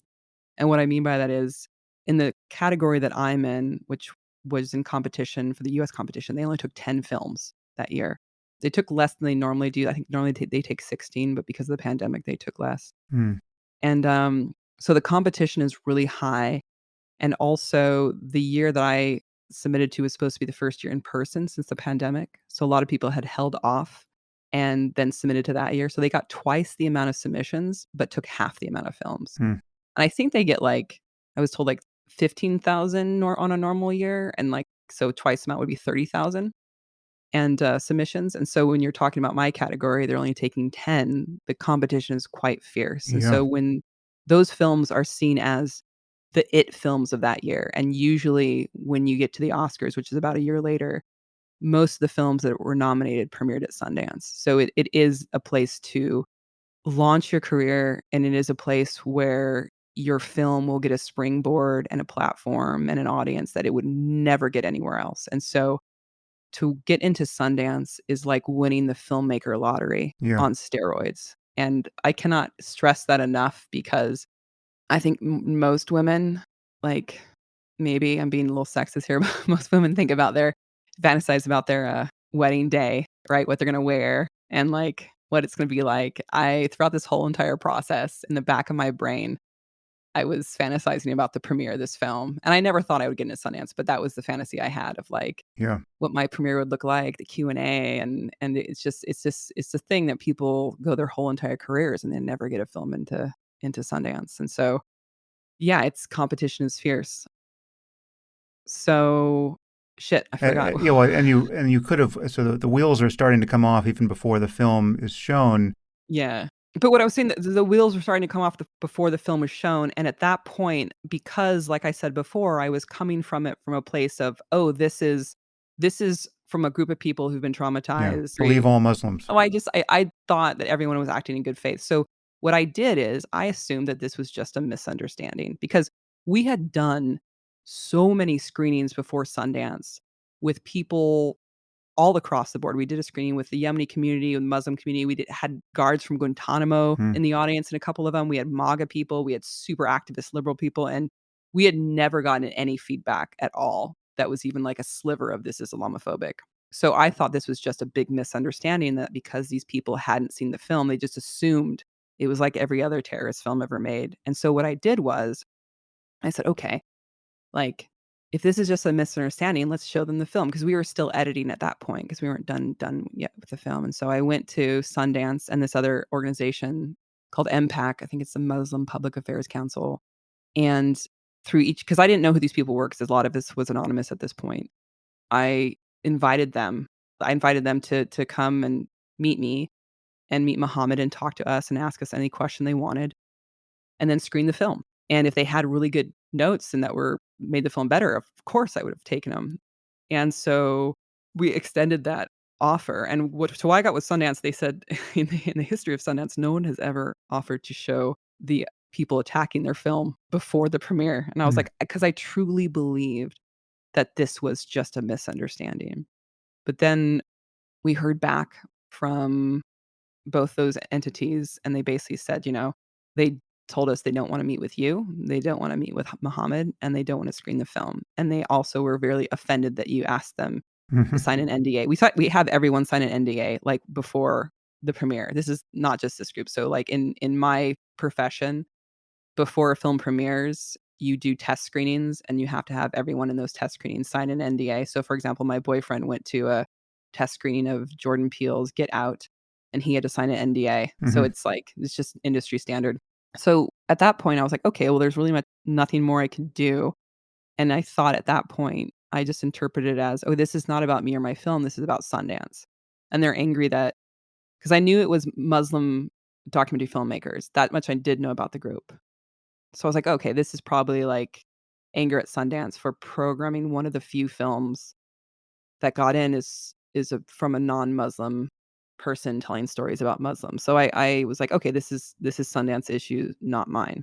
But I think the problem was, and when I say Sundance, I want to differentiate between Sundance the Institute and Sundance the festivals because they're two different things. And I guess we can talk about that later. But I think the wheels came off partly because of how Sundance handled it, and partly because it was just kind of, so instead of Sundance saying, "Just watch the film, and after you watch the film, then we'll talk," it was like Sundance taking some of their demands and giving up to us. So, for example, we were given this list of the questions about the film that they demanded we answer, which we'd already answered to Sundance, and so it was weird that they wanted these in writing, and it was pretty clear that this is what they were gonna give to the group, and I was told by the head of Sundance at the time that she had met with the group personally and had a long meeting with them and took their concerns seriously, and at the whole time, I was like, "How can you take their concerns seriously because they haven't seen the film?" So, Hmm. for example, what you have to understand is the accusations that were initially being thrown at the film, again, this is before anyone had seen it, was that this was Saudi propaganda Hmm. and that it was funded by the Saudis, and that my co-producer was the Saudi government because we have an anonymous co-producer on the project. And, and so then Sundance gave us a list of questions that had to do with, like, who funded our film and all that stuff, and I was like, "You guys have seen the film. You know that this is horseshit." And so But I mean, I think Sundance definitely placated to, I shouldn't say placate. I think at the time, the head of Sundance was trying to make everyone happy, and that it caused people to be more emboldened about going after the film.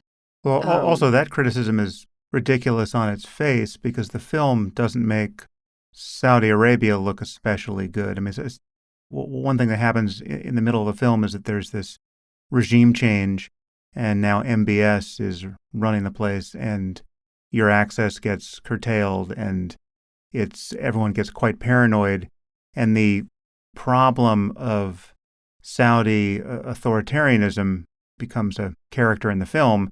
There's no way someone could look at this film, especially not someone at Sundance who's actually, in the business of watching documentaries, and think this is Saudi propaganda. yeah, I mean, anyone who has actually seen the film would definitely have that takeaway. And what I mean by that, the reason why I'm bringing that up is because instead of Sundance saying, "Hey, watch the film and then we'll talk," it was meeting after meeting with these people and with me, getting me and my film team to jump through some hoops like that they'd never asked anyone to jump through before. Like they wanted us to have an outside review board look over our film. And so in contrast to Sundance, right? So we got into a bunch of festivals other than Sundance. Most of them pulled the film after the controversy, but one of them didn't. And it's Mm. a film festival called Doc Edge in New Zealand.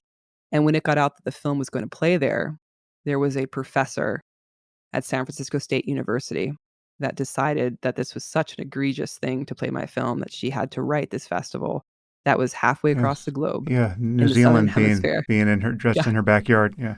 But I gotta read you this, and I don't even know if you can use this or not, but this is the exchange, and this is what I think Sundance should have done. So this is her writing to the festival.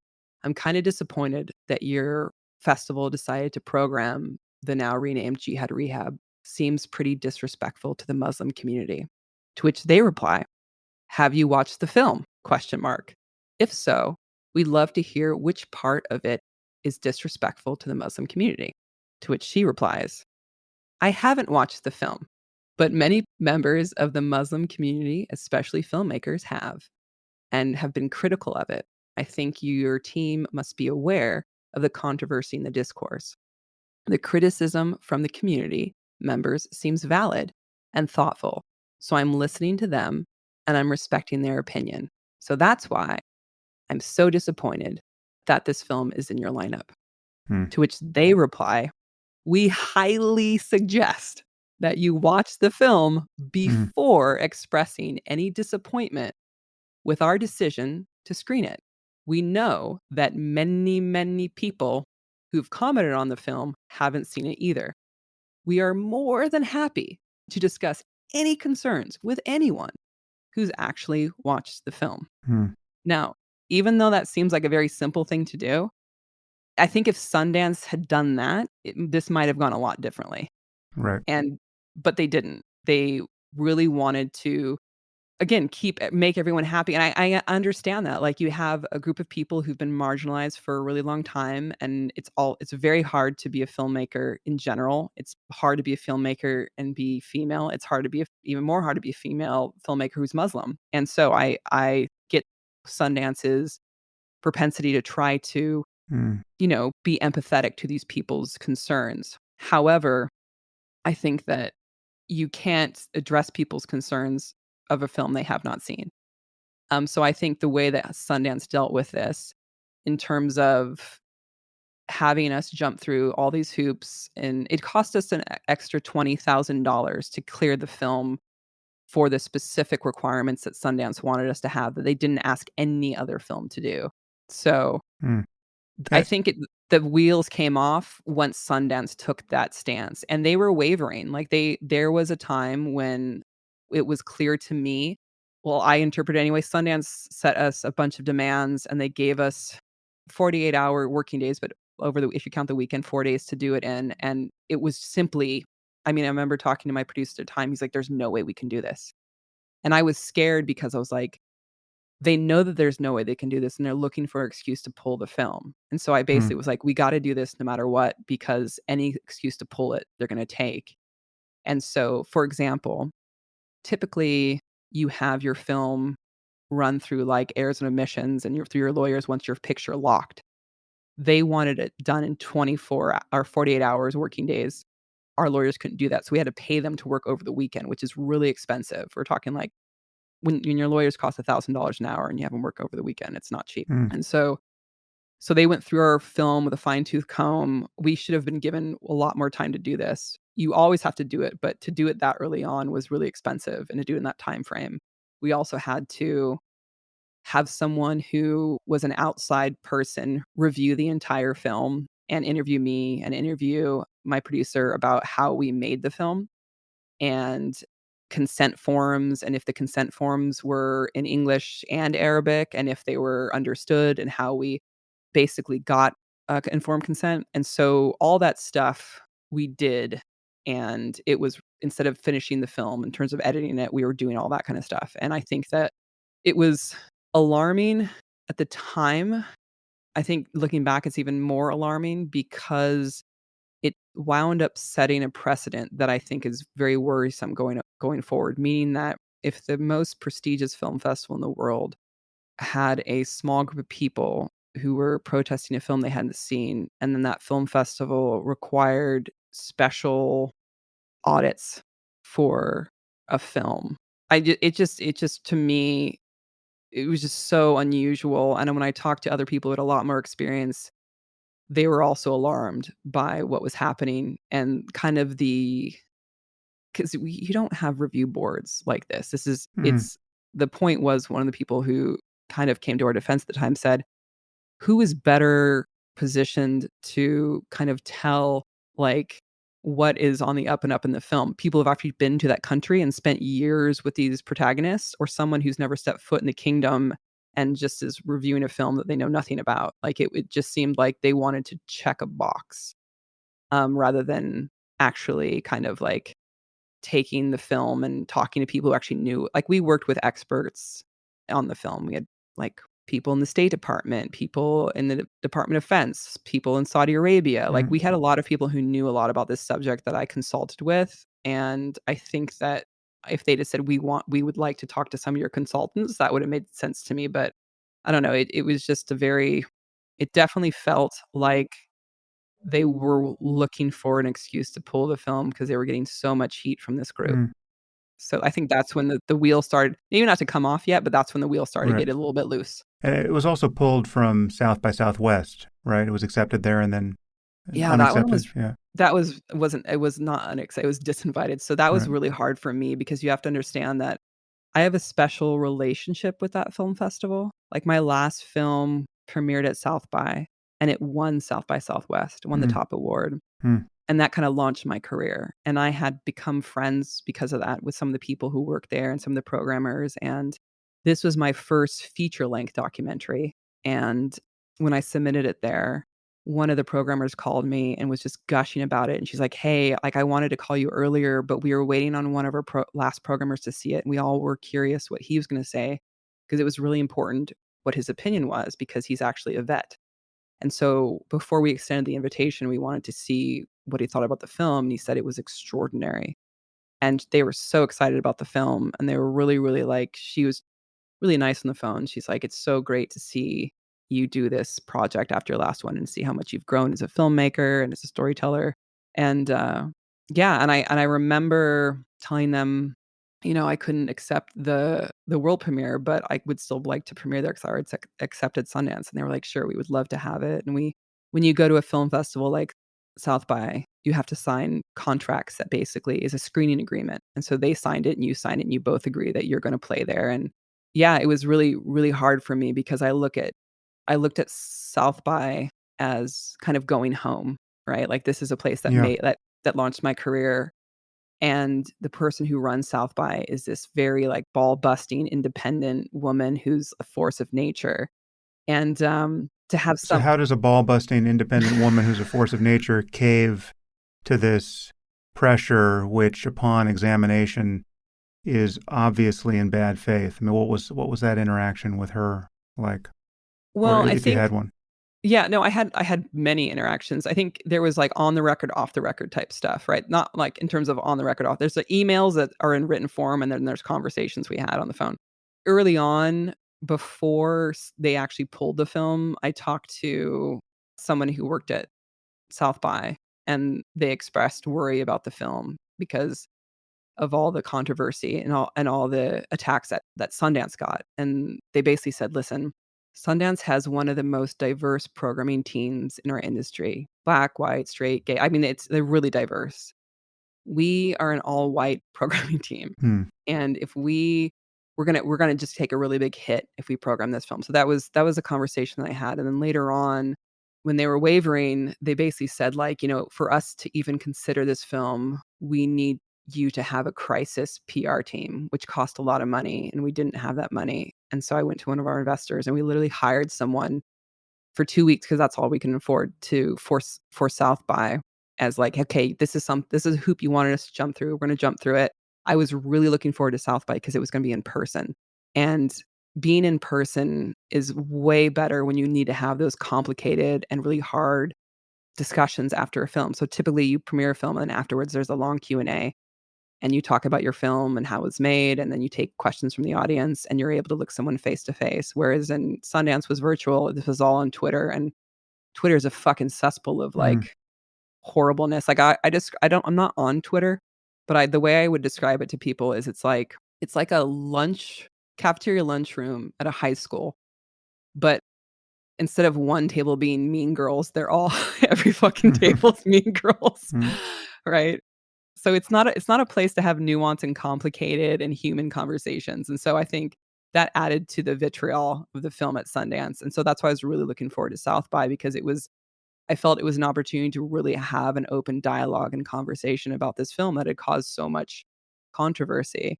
Mm. And so But before we get to that yeah, other shoe dropping, let's just run through what the criticism was up to this point and who it was coming from.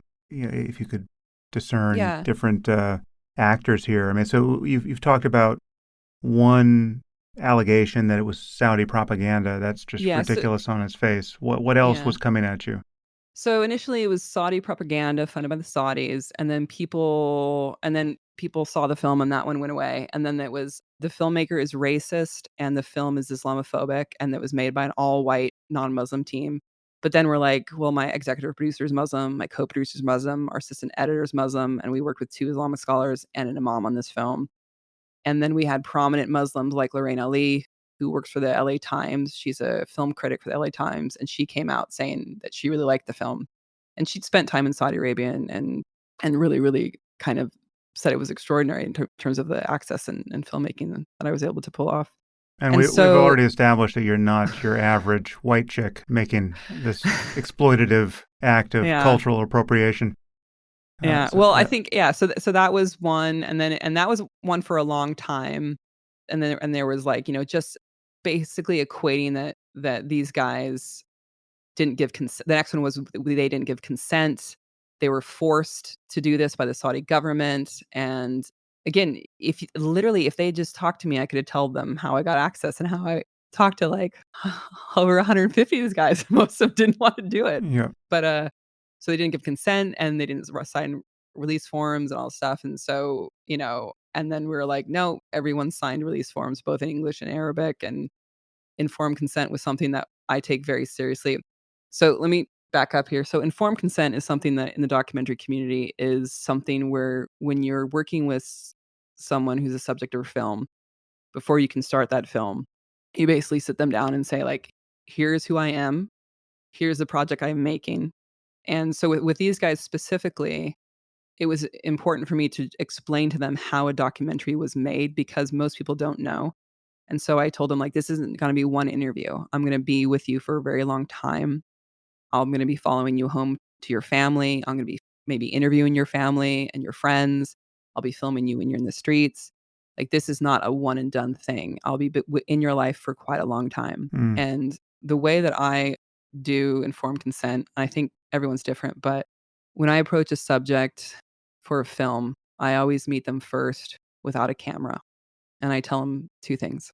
I say, this is a very long process, and I want you to feel comfortable with me and comfortable with what we're going to do together. And so for this first meeting, you can ask And throughout this process that I'm going to be filming you, I'm going to ask you a lot of questions, and sometimes those questions are going to be very personal, and you don't have to, obviously don't have to answer them. But like, what this first meeting that we have, I was like, you're allowed to ask me anything you want, anything, and I will answer it honestly. And it can be anything from my favorite color to, like, one guy asked, first date, or why I wasn't married and why I didn't have kids. And it's basically, I flip it around that first time and allow them to be the interviewer to me, to say, like, who is this person that I'm going to be sharing my life with? And so we do that. And then at the very end of it, I say, listen, if you don't feel comfortable with me, I actually do not want you to do this project for two reasons. Number one, it will show up on camera and that won't look good. And number two, I've had a documentary made about me that I really didn't give my permission for, and it was a very bad experience, and I wouldn't wish that on anyone else. So, sidebar here, when I was 23 or 23, 22, 23, I was kidnapped in Colombia, and then later on, National Geographic made a docudrama about it. Hmm. And the woman that played me was super hot, so I'm not too mad at it, but, Hmm. like, it definitely not very accurate. But yeah, and so I tell that to all the subjects, the films that I've made, and if they agree, then before we ever film with them, you give them a piece of paper, and it's in their own language, but it's also in English on the same piece of Let paper, me just and they get this sign straight that. for a second. So you went to Afghanistan having already been kidnapped in Colombia? No, I went to Afghanistan before going to Colombia. I went to Okay. Afghanistan in 2002, I went to Colombia in 2003. I went back to Afghanistan in 2004 though, so Okay. this was But like a all sandwich in right. between Afghanistan. I'm just trying But to figure out just how unusual a person you are. If I had gone to Colombia and gotten kidnapped, I don't think I would be quite as carefree in my subsequent travels solo across the war-torn reaches of the world. well, It if just, we're being honest, I think one of the reasons why I made this film is not the only, but it's one of the reasons why I made this film is because what went down in Colombia. Like, the group that kidnapped me was called the AUC, and their reputation is, they're known as the headhunters, and they have that reputation because they disembowel and decapitate their victims in front of their family to kinda send a message. So they're a pretty gnarly group. So, long story short, you know, being kidnapped is not like what you see in the movies. Like, there's not huge explosions and men dressed in all black going on long diatribes. It's actually quite boring sometimes because you don't have any, like, internet or forms of distraction, or, cell phones or anything like that, or music. So a lot of the times you're just sitting around and you're just talking to your fellow captees. And eventually you talk to your captors and you have these long conversations. And for me, I was kidnapped for a little bit under 2 weeks. I think it was around 10 days, give or take. And the thing that was most unnerving to me was not what these men and women did. Like, they disemboweled and decapitated 7 people that I knew. And then they also shot one guy as well. That these to are people you were traveling with, or just people you knew because they were fellow captees while you were there? So basically, where this is probably a different podcast, but Hmm. I was traveling through Panama and was going overland into Colombia through the Darien Gap. And to go through that, it's basically, the Darien Gap is like 250-mile stretch of virgin jungle that straddles the border. And to navigate through there, like, the jungle is so thick, GPS doesn't work. And so to navigate through that space, you need to have the local Kuna Indians, basically, who know the landscape, and otherwise you'd just be lost. And so we had befriended some people at one of the villages, and they were taking us through the forest and the jungles, and then we went to another village. So it would be like we started at one village, and then they would drop us off at a different village, and then that village would guide us to the next part. And so the people that they killed were people that had been in the villages that we met, that were like elders and leaders, Hmm. and they'd taken us in, and yeah, and it was, yeah, they was pretty, they killed 7 people, and then they basically pillaged and burned the villages to the ground Hmm. because the AUC, so I don't know how much you know about Colombian politics, but the FARC FARC is the only are, one I know.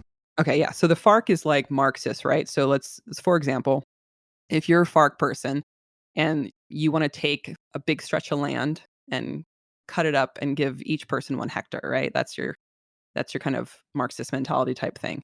If you're a landowner, you really don't want that, and you want to keep your land. And so basically, the FARC is out there and this kind of like, for the people type group and their, I guess, their strategies and tactics. And the AUC is actually a group that used to be in the military, but then because of their antics, they quickly got disbanded. And I think I remember reading they were actually trained by special forces in the Colombian military by us. And then they got disbanded, but then the landowners kind of were like, oh, this group is kind of great for us. And so the landowners kind of pay the AUC and help that group to kind of fight the FARC, because the FARC's the more well-off people's enemy. And so as one of the things the AUC did is it would kill the FARC and then kill any FARC sympathizers, because to kind of like send a message, right? So a lot of places the FARC can't really operate that well unless they have like local support. And so one of the things the AUC does is, really devastate these villages by disemboweling and decapitating their leaders in front of their people. And then also they burn them to the ground. And so if they catch someone and they think they're a FARC sympathizer, that's what they do to try to like send the message. And so that's how I knew those people. And then while I was kidnapped, I got beaten up one time, but that was my own doing. I don't know if you've noticed from this conversation, I sometimes You might have said something I might have that's considered said something. inappropriate. Yeah, maybe. Yeah. Well, my dad always said the squeaking wheel gets oiled, but the screaming wheel gets changed. And when we were kidnapped, they wanted us to do something that I did not want to do, and I was trying to distract them with something else so I could continue to do what I wanted to do. It worked in the end, but it cost me a AK-47 butt to the head, and I bled out all over the place. But other than that, I was pretty unscathed.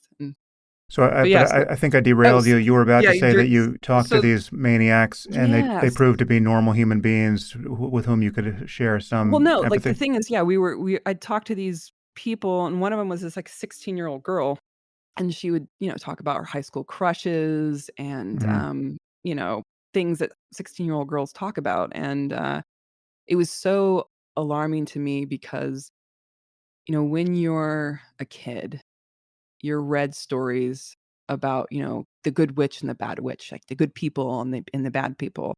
And I think a lot of us, when we get older, we don't actually leave that worldview, and we see the world in that very simplistic view of good and bad. And I think I was guilty of that before I got kidnapped. And when I got kidnapped and I met these people, and they had done, by all accounts, probably some of the most evil acts you can do.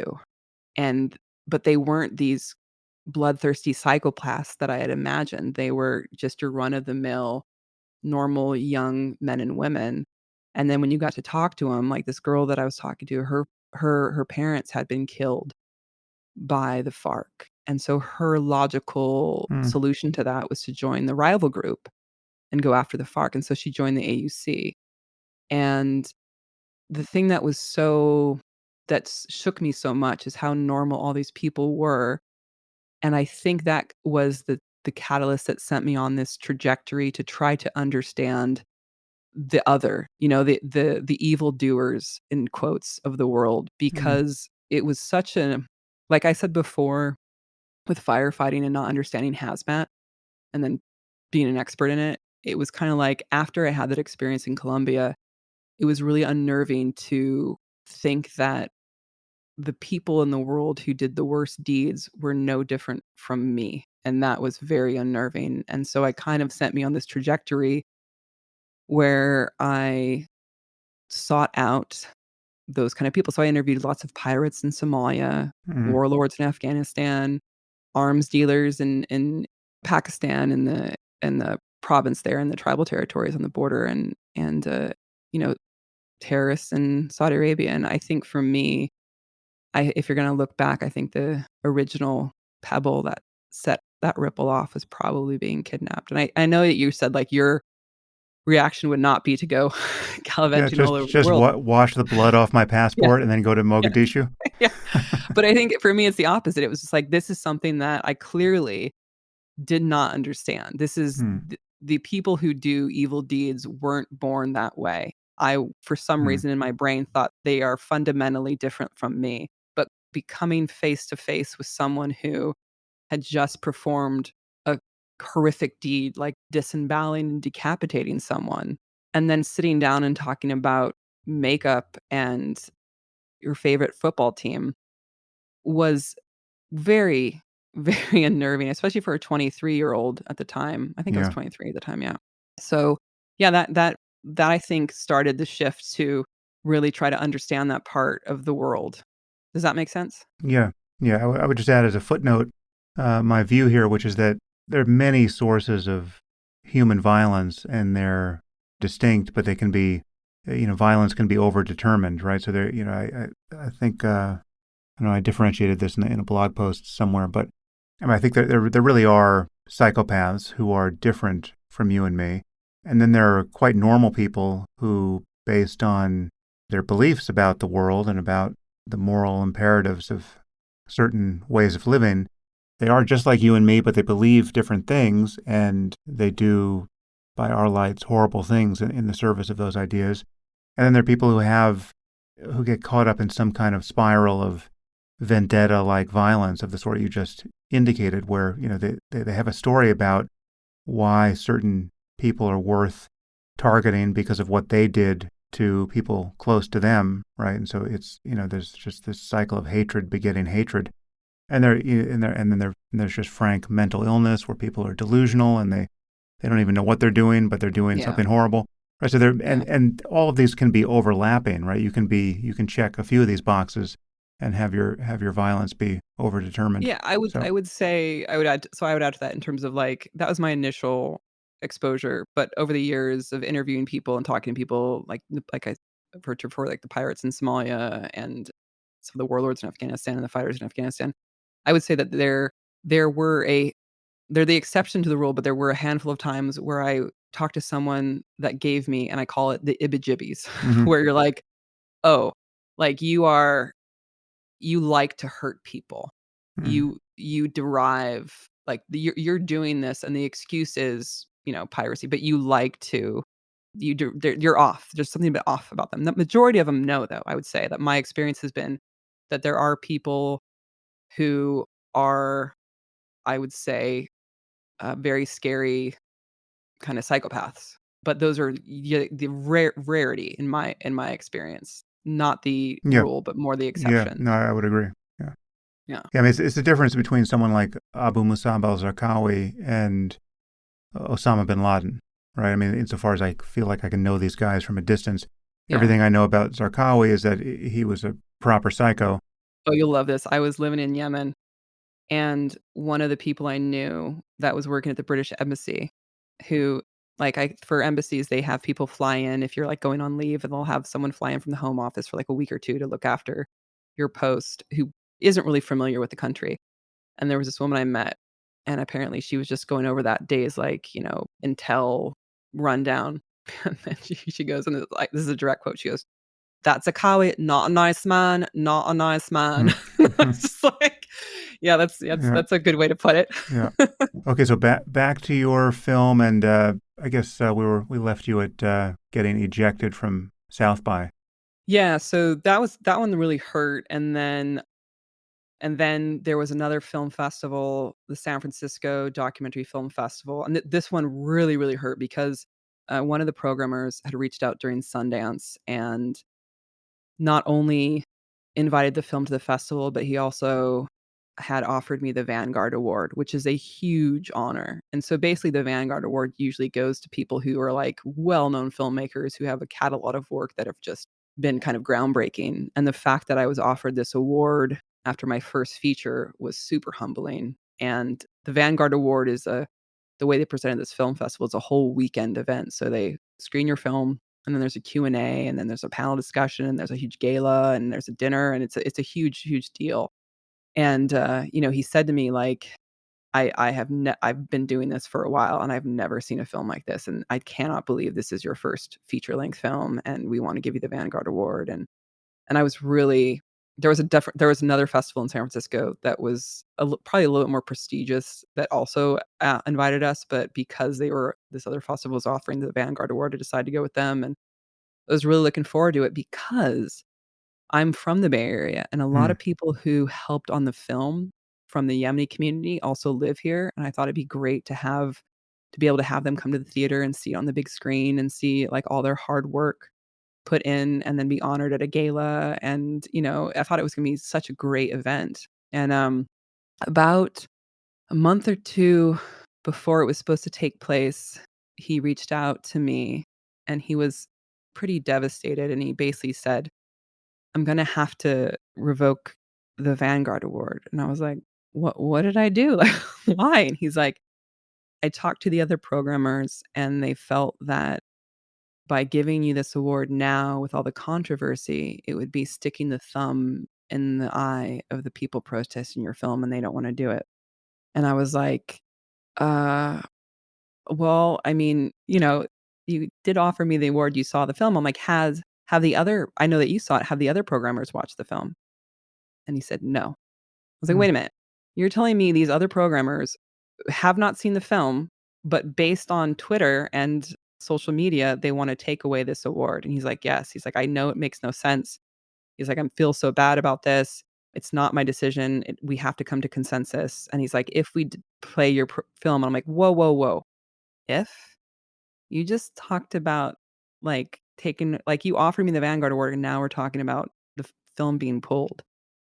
And I was kind of pleading with him not to do this because we hadn't had an opportunity because it got pulled from other places too. We had all this, we didn't have a chance to screen the film and have the dialogue that I really think we needed to in order to turn the kind of tide and actually have the difficult discussions that needed to happen with this film. And so, but honestly, from my point of view, those discussions wouldn't have even happened because there is no difficult discussion to be had about this film.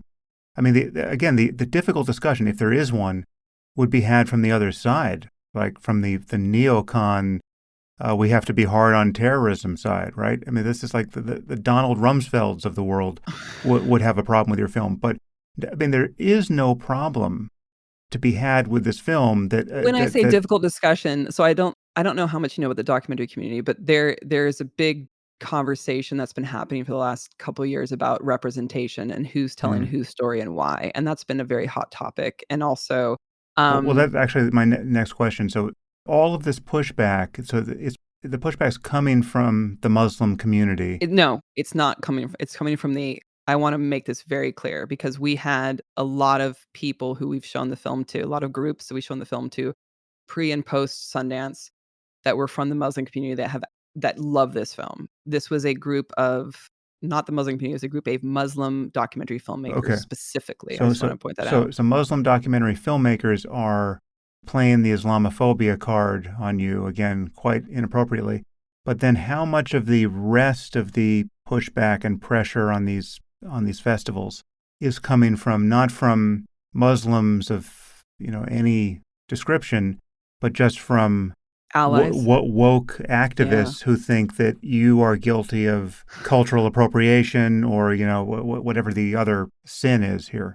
Yeah, there was a lot of that, and a lot of that was pretty harsh and pretty, I would say one of the hardest things about this whole entire, I hate the word cancellation because it's such a loaded word and it means different things to different people, but I don't, do you know of a better word to use? I'm not sure. Yeah, your film was canceled as far as I can tell. I mean, that's once you have festivals withdrawing awards and withdrawing invitations, and I mean, that is the very essence of cancellation, and it's not, or deplatforming. I mean, that's another term of modern jargon here, which is also not a great word.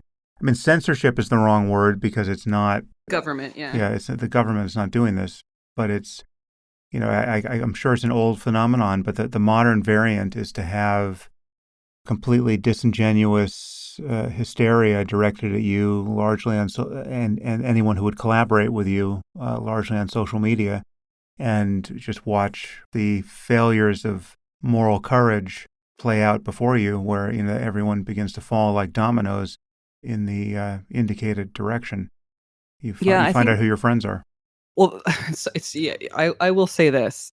I think Louis C.K. had it in his special after getting canceled. He's like, when you're canceled, you find out real quickly who your real friends are. And sometimes it's not the people you want. Yeah, exactly. Yeah. That was a very funny bit. Yeah. Yeah. I was like, I was like, oh my gosh, I feel seen. Yeah. No, so for me, there was the two of the hardest things were I'm not on Twitter very much at all. I mean, I have an account, but I never check it, and mostly because like we've been talking now for a while, and I like having these in-depth conversations where you can go on tangents and talk about things in their complexity and all the nuance. And Twitter for me has always been a place where it's very black and white. It's very either you're a good person or you're a bad person. You're a person we should be attacking or villainize, or you should be a hero. And I just don't think the world works that way. And so I avoid Twitter like the mean girl cafeteria that it is. But the thing for me that was the hardest part of this was twofold. One was there were people that I considered friends, like true friends, Hmm. that when this happened, they either completely turned on me or they stopped talking to me, or they just flat out lied and kind of threw me under the bus in order to I'm not sure what their motivation was, so I don't wanna speak to that, but I'll give you an example. There was a woman who she was a friend of mine, and she's a documentary filmmaker, and she was also trying to establish herself as a story consultant. And basically what a story consultant is someone who comes in and watches your film and gives you notes and kind of helps you work out the kinks. And so we had just got some funding and we were in the editing process. And so I was like, I want to do my friend a solid and hire her as a story consultant. And we worked with her for 5 days for a week. And after we worked with her, she wrote this really sweet post on social media about working with me in the film, and I'll read it to you now. It says, "A director who gives a damn. Megan didn't just take on any story for her first feature.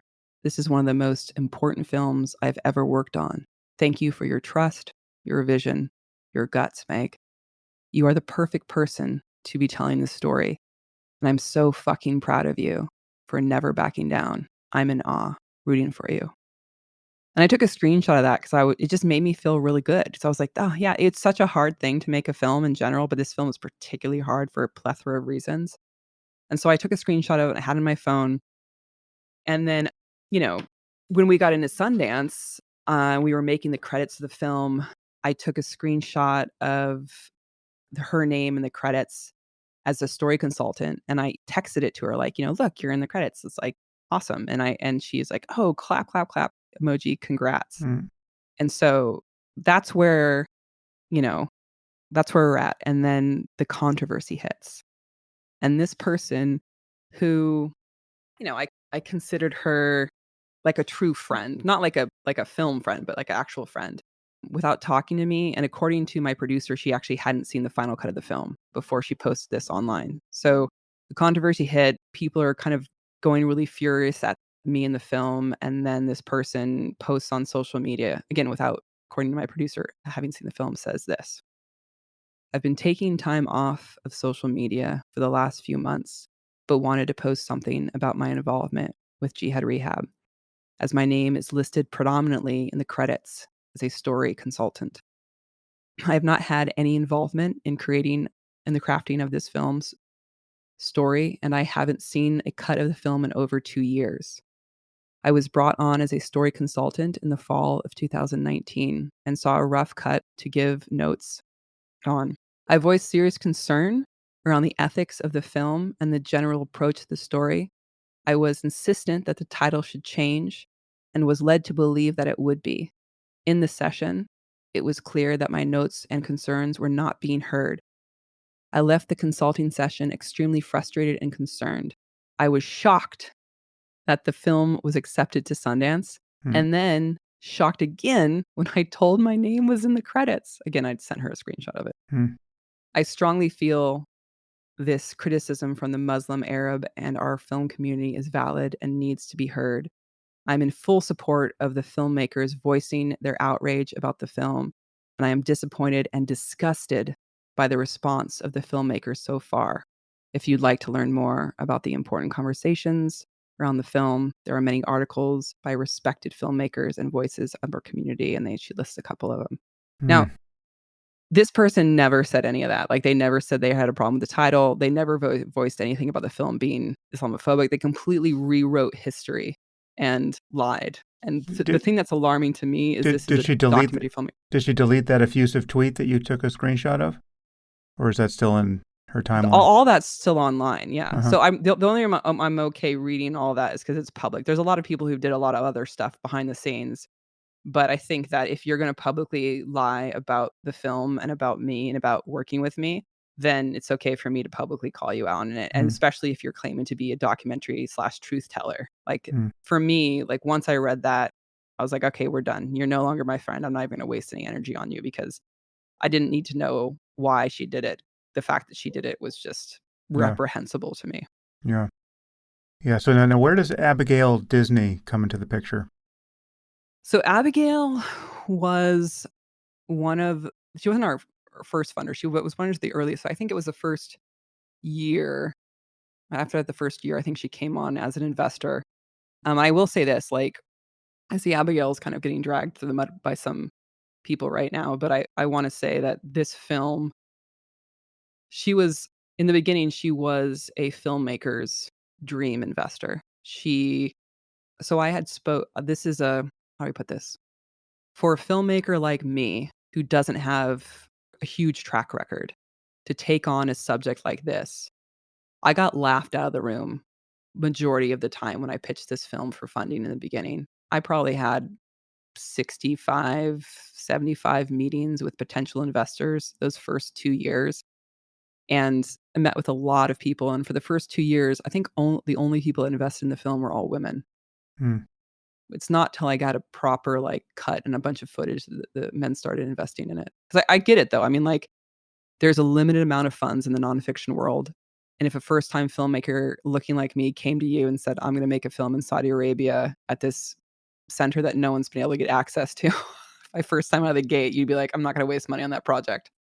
But I remember I showed the some footage to Abby's people at Fork Films, and then I kind of told them about my background, Cliff Note version, not the version we're talking about today. And, they were really into it, and they said, "But ultimately, the decision comes down to Abby." And then I met with Abby, and, a lot of the other investors looked at me and basically said, like, "You don't really have a track record, you don't have this and that and the other." But Abby sat down with me, and to her credit, she was like, "No, you're gonna do this, I can tell." Like, she knew that I was a tenacious motherfucker and that no matter what, this was gonna get done, and she didn't need a track record to tell her that. She just is really good, I guess, at reading people, but she was on board, and so she became an investor about, I think it was the first year that we were doing it. Without her, she was our first big investor. Without her first initial kind of, funds, this film would I'm not saying this film would never gotten made, but it would have taken a lot. It would have been a lot harder, and so I What gotta was give the credit budget? where credit's due. What was the budget on the film? I think so. Or It's how hard. much did you have to raise? We had to. I'm gonna include the things that we didn't pay because we have a lot of people, and one of the things that I hate about this film being canceled is most of the people who worked on this project worked either for free or deferred or at a reduced rate where they were gonna get paid back after we sold the film. Right. So I'm gonna include the money that we actually have not paid out yet in that number. So it's over $1 million. Hmm. And what did Abigail give to you? Can you say that? I don't know if I can. I'm not sure. She Okay. does.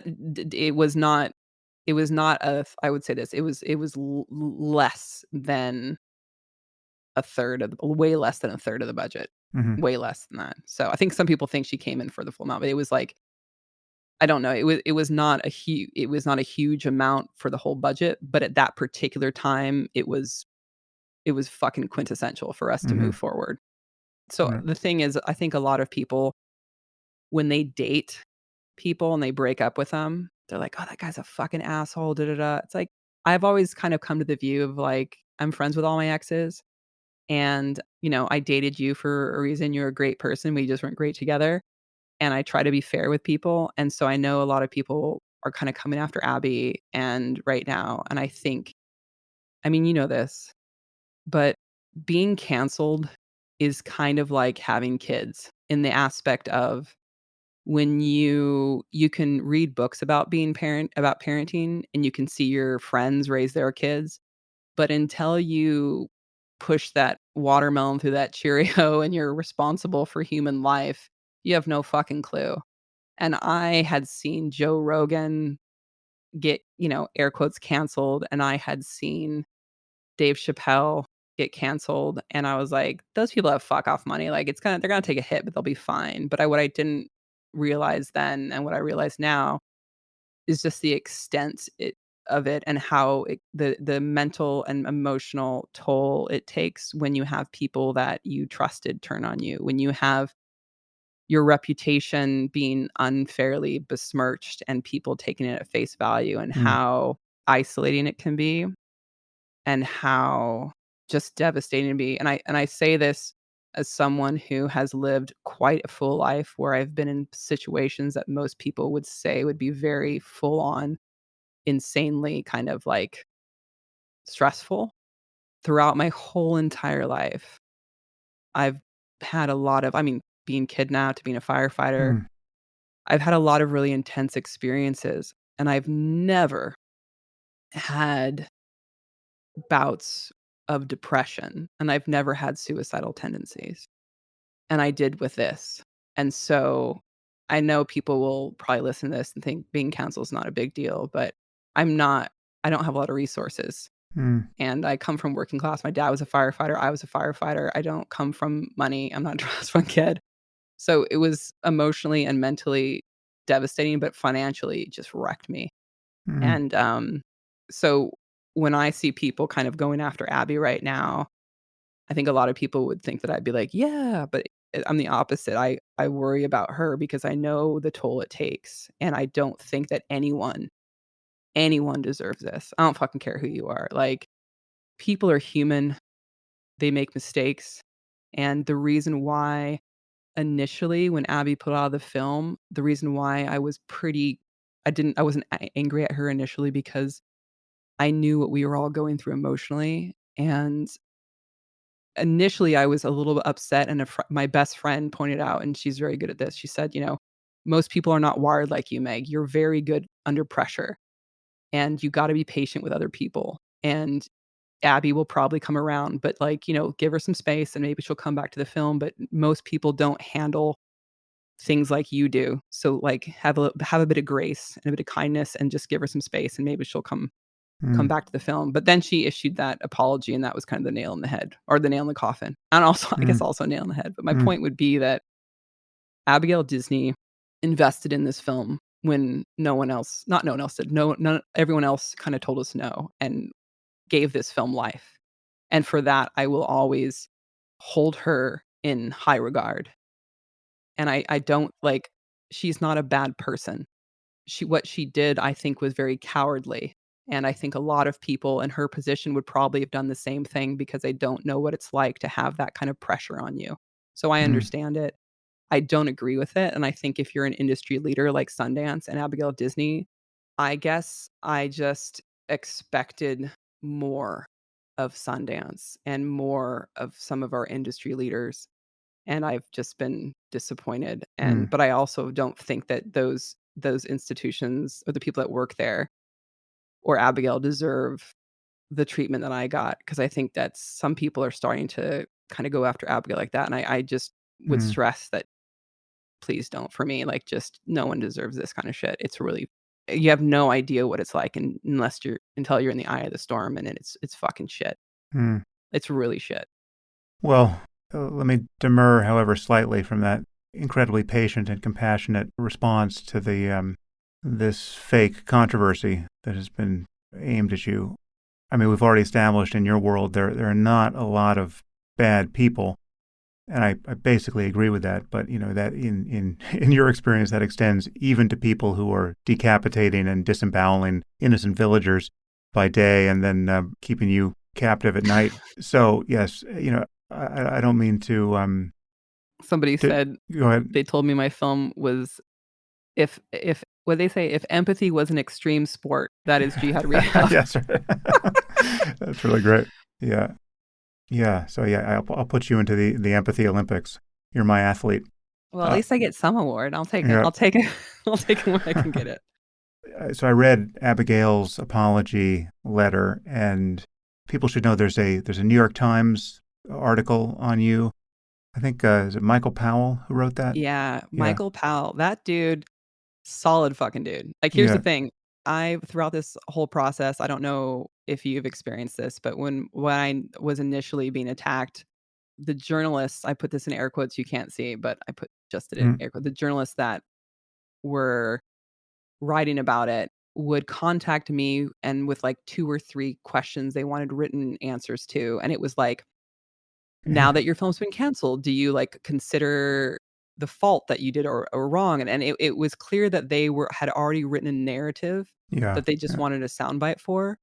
And for me, it was an experience of realizing that most people that I had to deal with, I wouldn't consider good journalists because Yeah.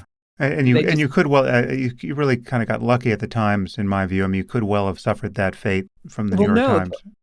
Here's what happened with the New York Times. So I had a friend who used to be the head film critic at The Atlantic, and before Sundance, while I was still editing the film, I sent him a copy of the film and I said, "Chris, I want you to rip my fucking film apart because I don't wanna hear any of this shit after the premiere. So I want you to rip it apart now so I know, like, where the holes are that I can patch up." So I sent him the film, and he wrote me back, and he was like, "A, I can't believe this is your first feature film because it's fucking extraordinary." He's like, "B, I have, like, 2 small notes, but that's about it." But he was really impressed by the film and really taken aback by it. And then about 2 months after Sundance, he called me, and he said this always makes me laugh. He's like, "So, are you counting your millions from your Sundance sale and swatting away jobs?" I was like, "Oh, clearly you haven't been following this story." Yeah. So I told him what happened.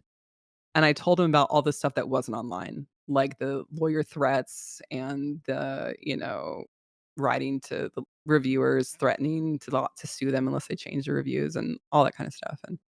And I told him, I said, everyone wants me to like do an op-ed to address this, but honestly, I just don't think that's the right thing because no one is believing anything I say. And I tried to talk to journalists before and everyone just wouldn't listen to me. And I just, I don't think an op-ed's going to change that. And Chris was like, "You need, like, a proper journalist to investigate this. Like, someone who is a actual investigative journalist who is, like, old school, OG journalist." Mm. And, I was like, "Cool, but I don't fucking know anyone like that, and I doubt anyone." 'Cause, like, the problem that I ran into, and I tried to do that before, is every journalist told me the same thing. They said, "We can't write about a film that is no one can see. Like, that just doesn't make Mhm. sense. Like, what are our readers gonna go watch? Like, this doesn't make sense. We can't write about this film." And so Chris said he knew a handful of people, and he said, "But there's one guy I think would be probably the best to tell this story because he is very just the facts. He's not an opinion writer. He's a Pulitzer Prize winning investigative journalist." And I was very hesitant, and I kinda said, like, "Well, I'll just see what he says, maybe I'll do it, maybe I won't." So Chris introduced us, and I sent him a link to the film, and then he didn't watch it. I sent him another link to the film, and he didn't watch it because there's a time Mhm. expiration on the links. And then I sent him a third one, and if I remember correctly, I said something like, 'cause I felt like when I sent him the third link to the You're a film, stalker. yeah, I was like, I feel like that really geeky girl in high school that keeps on asking out the captain of the football team, like, at some point, this is gonna get fucking awkward. Right. So, he finally watched it, and I think he went online and looked at all the vitriol against the film, and then he kinda contacted me, he's like his first sentence was like, "I don't understand this." And so we jumped on a call, and I gave him a little bit of background, and he said, "I really wanna do a story in this. I really wanna dive into this. This is very interesting to me." And I said, "I'm not sure I wanna do this." And then I basically said, like, "I need to know who you are as a person." And so I did the thing that I let my subjects do to me. I said, "I need to interview you." And looking back now, I feel like a complete asshole because I had no idea who Michael Powell was, and I didn't know his, like, esteemed like, it's basically like saying, like, you don't trust Woodward and Bernstein or Mhm. fucking Walter Cronkite. Like, I Mm. was just like, "I don't know who the fuck you are. You could be another journalist gonna fuck me over." So, yeah, I interviewed him, and I was like, "Why did you get into journalism? And, what do you think about XYZ?" And I talked to him for a really long time.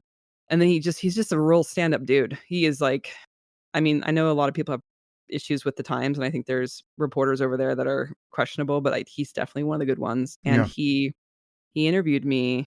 He flew out to California and he interviewed me for I think total of 18 hours. because obviously this is a very long story. And every time I said something, he was like, "Do you have proof of that?" And he was very thorough. Like, he wanted the receipts. Like, he was like, "I'm not gonna write anything that I can't prove." And, so, yeah, talked for, like, 18 hours, and then he, like, went away, and that was in May.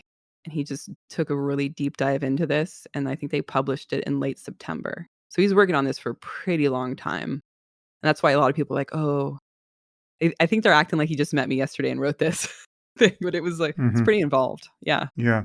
Yeah. So he's a Yeah, solid dude for sure. yeah. So you got lucky there. I recommend people read that article. And that's the first thing I saw about this controversy. But then it links to Abigail Disney's apology letter, which originally was an email she sent privately to a bunch of people who were aggrieved or pretending to be aggrieved by Yeah. your film, and then she made it public at a certain point. And it is, I see why she's getting attacked because, it's a fairly abject capitulation to the mob, especially given what your film is. I mean, this is not even a close call, right? I mean, it's just like, I could imagine some film where in response to blowback, her letter could be appropriate, right? I mean, but Yeah. she has just caved so fully in the face of what is, upon analysis, a completely dishonest campaign against your film. And in addition to that, she's essentially vowed to fund the projects of the people who, Attack the canceled film, you. yeah. Yeah. I Yeah, mean, that's it's that's completely, what I last time I heard that's what she was doing. yeah, it's just, so that part's amazing. So, and it's, in her case, it's not, I don't know if she's a billionaire, but she's She's at probably, least a couple hundreds yeah, millionaire for sure. she's wealthy, she's a Disney heir, and she's spoken about that.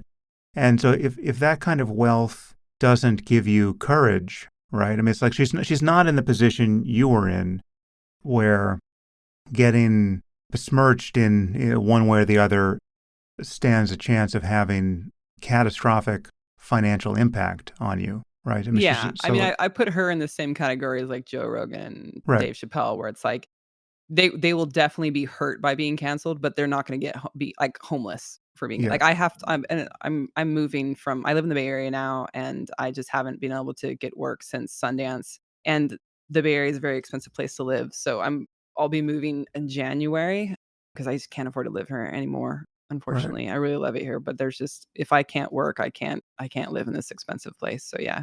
Well, so I want to talk about that. So, I mean, because these are the consequences of being, A normal person and being yeah, canceled? yeah, A hurled, normie? yeah, hurled from the ramparts of the Sundance Film Festival, right? It's like it's in another universe. Your film went to Sundance, and it may have even won the top prize there, right? I mean, it's Yeah, not, it's certainly that was possible, but it's yeah, just amazing to have been a Sundance selection, and you were almost guaranteed to have your film distributed after Sundance. yeah.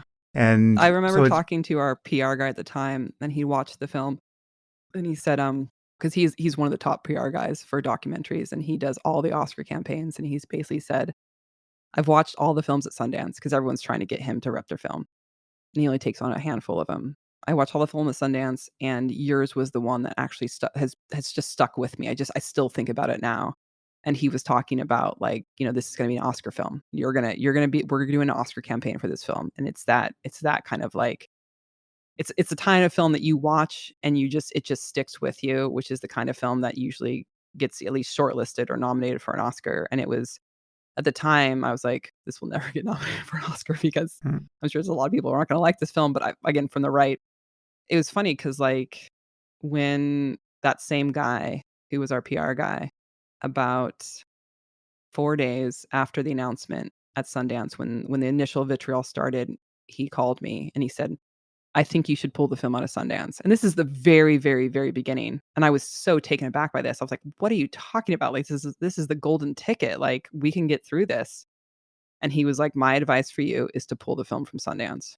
And at the time, I just thought, like, "You're my PR guy. Your job is to help me handle this." And then months later, I talked to him because obviously hindsight's 2020, and I was like, what did you know then that I did not know? Because I didn't know it was going to get this bad. And he said something to me. He said, these last couple of years, I've worked on some films where they were directors who weren't of the community that was the film was about, and I've seen them be attacked, and it's relentless, and I just didn't want to do it again. He worked on a film, I guess, and an activist group went after that film just for the whole entire year. It was on the film festival circuit, and he's just like, I didn't want to do that again. It's fucking exhausting. He's like, and your film really did change the industry to where the conversations that I'm having now is both film festivals and buyers are very hesitant to take films that were directed by people not from that community because of Mm. the Jihad Rehab effect is what he kind of termed it as. And I was like, wow, that's pretty alarming. But yeah. Yeah, that is what's so insidious about this. It's just, I mean, there are people walking around thinking that cancellation really isn't a thing, right? That it's always, I was one of those people. yeah, I feel like shit now because I definitely heard people talking about before this. I heard people talking about cancellation, and I, having not been through it, I was just like, oh, like some people are mean to you on Twitter, right, grow like thicken your skin. And I only thought that cancellation happened to famous people because that's the only people I heard about, right? I right. heard about Joe Rogan, I heard about Dave Chappelle, Louis C.K. and all that kind of stuff. And I did not know.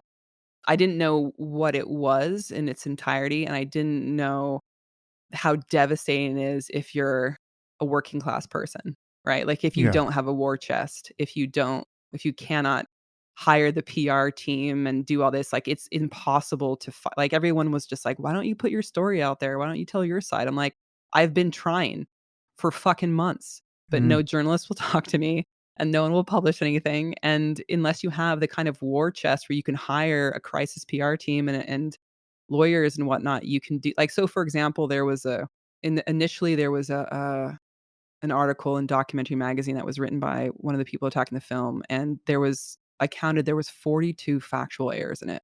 And I sent that to our PR person at the time, and they're like, you cannot put all these in the request to change because basically they would have to change the whole entire article. So like pick the 10 most egregious things and we'll send them the stuff to like either retract it or correct it.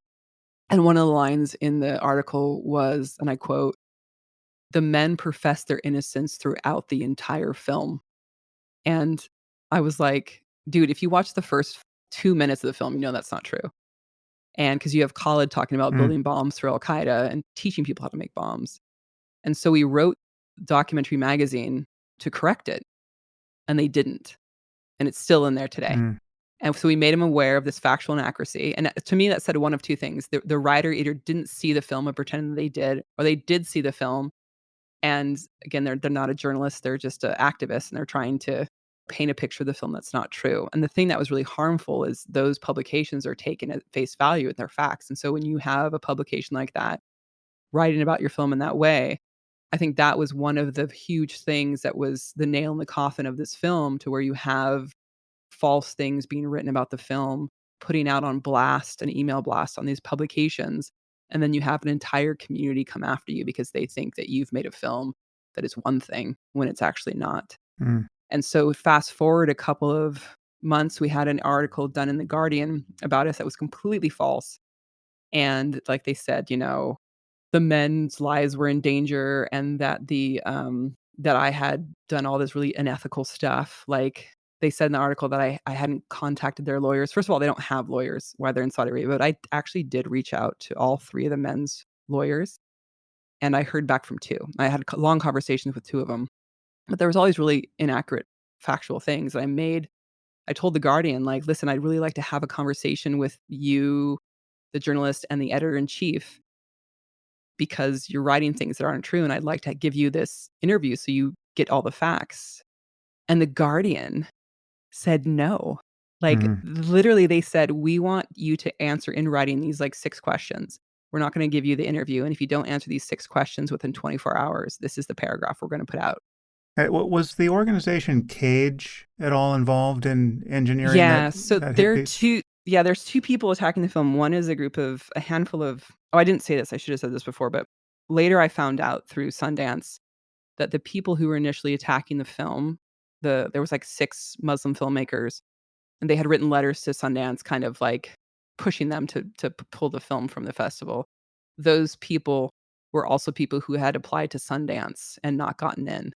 And so there was a little bit of that going on, and it was like, they think, I'm sure the thought was like, and there I shouldn't say I'm sure their thought was, because there's people who tweeted this basically saying like, "How dare Sundance program this person's film when my film as a Muslim would be way better to be programmed there." So I think Hey, there's but some but of but that. that's related to Cage, or that's related to So some but other? yeah, the other group is Cage. So I didn't know anything about Cage. I'd never heard of Cage Hmm. before this whole entire thing. Oh, Cage has covered itself in glory. I mean, they were. I mean, they're essentially a kind of stealth Islamist organization. I mean, pretending to be a Muslim civil rights organization, but they have said basically that they keep alleging that every time a jihadist, a local jihadist in the UK becomes prominent in the news, the cause of that person's derangement is how they have just what sort of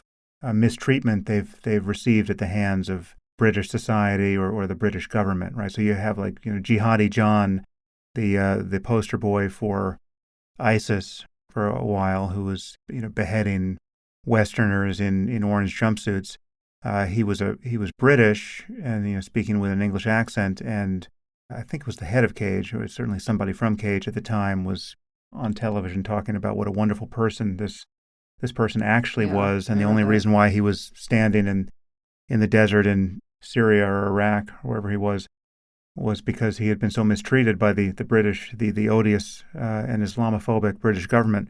And so, yeah, so these are the people who are now condemning any film that even discusses the phenomenon of jihadism, however sympathetically as your Well, film the does. way I think the way it was described to me, so I didn't know about Cage at all before this, and when they initially started going after the film, I couldn't understand it because I was like, why would a group of ex-Guantanamo detainees not be in full support of this film? Because it really does not make Guantanamo look great. In fact, my one friend told me, they're like, if any film can get Guantanamo shut down, it's this one. Hmm. Yeah. So I didn't understand it first, and I started doing research on them, and then part of that research was, I mean, I'd sent the film to a lot of experts like Lawrence Wright and people who are really, really know this subject quite well.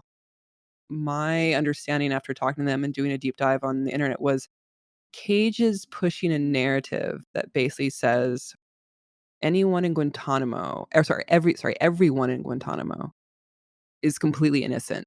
Like, they never did anything wrong, Yeah. and they are completely just normal people who were just caught up in this.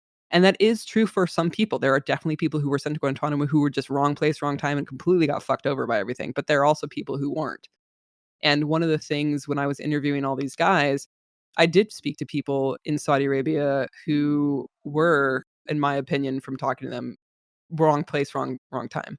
Yeah. But I specifically chose people in my film who, from their own volition, talk about their involvement with these organizations. And so it was told to me that Cage kind of pushes this narrative, right? That's saying everyone in Guantanamo is completely innocent and never did anything wrong. And it's true, like no one in Guantanamo has actually been convicted. I think that's pretty common knowledge. But then they said that any kind of narrative, any book or movie that challenges that narrative, they attack ferociously.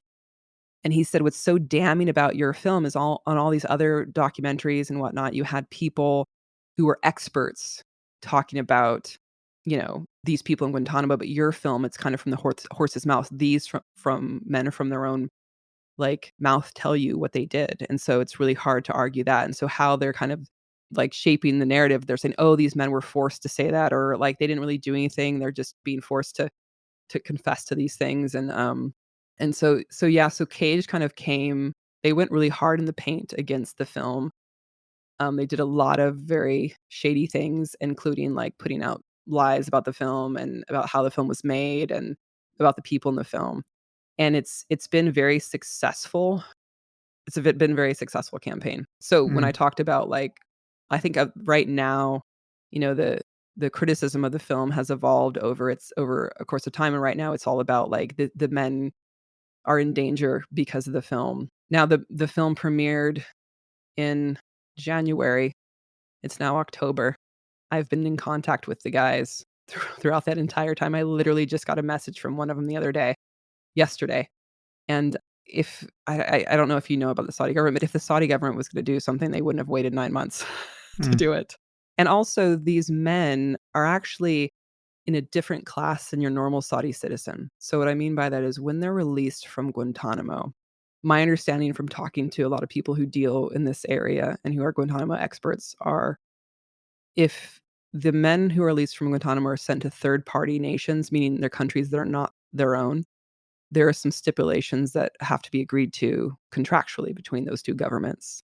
One is you have to have a way to monitor these people, right? We just don't want to send them away and then release them back into the wild and let them do whatever they want and not know about it. The second thing is they have to have a way to reintegrate them back into society, whatever that is, if that's counseling, if that's job opportunities or whatever form that takes. And the third thing is that country has to promise not to torture or kill these people once they're handed over, because it would be a really bad look if we just handed Mm. someone over to, like, let's say, Saudi Arabia, and then they just beheaded them next day. It wouldn't look good on us. So these guys are actually given a little bit more protection than your average citizen Mhm. because they're not really allowed to torture or kill them contractually. I'm not saying that's not possible, but it's just something that is actually part of the agreement of taking these men in. So what are the options for the film going forward? I mean, what, like you've hit several brick walls, but what can you do to get this film distributed? I mean, there's one option presents itself. You mentioned Louis C.K. at one point, and he's quite famously rebooted his career by simply releasing his material on his own website. Right? He had Yeah. a sufficient platform from which to do that. Mm. But you're now on this podcast. I know people. You I'm sure know other people. Um, I know no Sam, I'm a nobody. mhm. I know a handful of. Well, there's some Yeah, I scenario don't know where you anyone. could get just a grassroots response by just releasing this film for you could sell it from a website for $9.99 and some considerable number of people would download it. That's one way to distribute it without relying on a distributor. And there's everything from that to eventually getting it on Netflix or some other platform by just persuading the people who need to be persuaded that they should take the film. What doors are ajar for you at the moment, Right. and Yeah, what are I you doing? think when the New York Times came out, my initial hope was that this story being on the front page of the biggest newspaper in the world, that would maybe give some of the distributors like Netflix or Hulu or HBO, that would maybe give them the courage they need to maybe not buy the film, but at least give it a fair shake or, a second look or first look if they didn't see it Hmm. already at Sundance. Unfortunately, that has not happened, and that's been pretty devastating because when you're talking about, because the second option is like, okay, if traditional distributor with those kind of resources is not gonna pick up your film, then the backup plan would be self-distribution. And I have since talked to some people in the film industry who've done self-distribution, and they all kinda said the same thing. They said that you need a team to do it. It's quite involved. It takes a couple months to pull off, and you also need resources. So, for example, one of my friends that I talked to, he said, if you're doing self-distribution, the first step and the most important step and what's gonna bring the most people to your film is going to be having a badass trailer, which costs anything between $12 and $25,000 to get made. And then you're gonna have to have a poster, and you have to hire a legal team to basically put all these contracts together when you're doing self-distribution, and then it's quite involved with both people and resources, and it's definitely been done before by a lot of people self-distribute, but it's not something that's cheap. And when I asked some people just the numbers that they were giving me for, like, the trailers could be $25,000, the posters a couple $1,000. And so that is all quite prohibitive to me because Mm. I don't have Disney money. I don't have a war chest that I could just self-distribute this and pay for all that myself, especially with all the credit card debt that I've managed to rack up. But I also feel like for me, this film is so important that it needs to get out there, so I'm still kind of trying. So, like, the other day, I made a GoFundMe page for the film to Mm. try to raise money for a trailer and a poster and just doing all this stuff because I do think that the film has had such a impact on people. So that's one thing I haven't given up. I'm still chipping away at it. Like, so for example, when a film gets into Sundance, because it's considered the IT Film Festival, it gets into almost invited to just loads of other ones. And to Oscar qualify a film, you need to do one of two things. You need to win an award at a film festival, which we were probably going to do because most films that get into Sundance wind up winning awards at some festival. And so they're automatically qualified to be considered for the Oscars. The other way to do it is to four-wall it, which costs a lot of money. It's basically you have to play the film and rent a theater out for a week in one of, I think it's like 4 or 5 cities, and he has to play the entire week at in that theater, has to play 3 times a day, and that could be anywhere from, like, 15 to $20,000, which again, I don't have, but for me, it was imperative to Oscar qualify the film because I hate rewarding bad behavior, and I hate bullies, and I didn't wanna cede any ground to these people who had taken away the film's festival run, i.e., then its Oscar qualifying chances. So, I was able to find a theater in LA who I think took pity on me, and it's, like, some obscure place, like, I think Glendale or something, and they agreed to rent me the theater for a week for $4,000. So, I was able to raise that money to do that, to Oscar qualify it. So, I'm chipping away at Mhm. this, but it's like, what's that triad? It's, like, cheap, fast, good. Pick Mhm. 2. Right. And right Right. and so to self-distribute a film, when you're talking about Oscar qualifying it, when you're talking about posters, when you're talking about hiring lawyers, when you're talking about building a website, all of these things take time and resources and bodies. And right now, pretty much everyone's left the project and it's just me. So like the other day, I made the website for the film, and then the other day I made a GoFundMe page to try to start raising money to. Where is the GoFundMe page? I just want to look at that. Yeah, it's if you go to my website, jihadrehab.com, and you click donate, it then takes you to the GoFundMe page. And we have $3,000 so far, which is that's enough for we can get a poster made, basically, is what we're at. So we're chipping away. We can hire someone to design a poster for the film. And then so here I have, like, what happened to like, a little bit about the film, a link to the New York Times article, and then I have my director's statement, which is why I made the film. Which I wasn't really sure I wanted to put up there because it's pretty personal, but I was like, if I'm asking people for money, I should probably tell them who I am. 'Cause it literally is Sam, it's just me. Like, I'm Yeah, literally yeah. taught myself how to build a website, like, a couple weeks ago. Right. Let's just assume those problems could go away quickly. Then what do you want to do? Are there any reasons not to self-distribute if all of the hassle can be removed? The only big thing about distribution not being Louis CK, like, he has a built-in audience that will Right. religiously buy his stuff and view it, as does Andrew Schultz, has quite a big following now. And no one's ever fucking heard of me. I have 0 following other than, like, my uncles and aunts. They're I'm sure they donate to the GoFundMe page, but you're never gonna get as many eyeballs on a film that's that's self-distributed unless you're, like, the kind of Louis CK name, and that's the Well, one downside. and does But it prevent later distribution on Netflix or some other platform? I mean, is there so any yeah, negativity so there? so basically, like, the GoFundMe page I made was for to be able to distribute the film to at least a couple of cities and theaters because twofold. Number 1, when I was talking about Oscar qualifying the film, you have to Oscar qualify the film and run it in a theater before you put it online. If you put it online before you put it in the theater, then it disqualifies it for the Oscars. That's 1, which I'm doing in Mhm. this month anyway. So this month it's gonna play for a week in Glendale.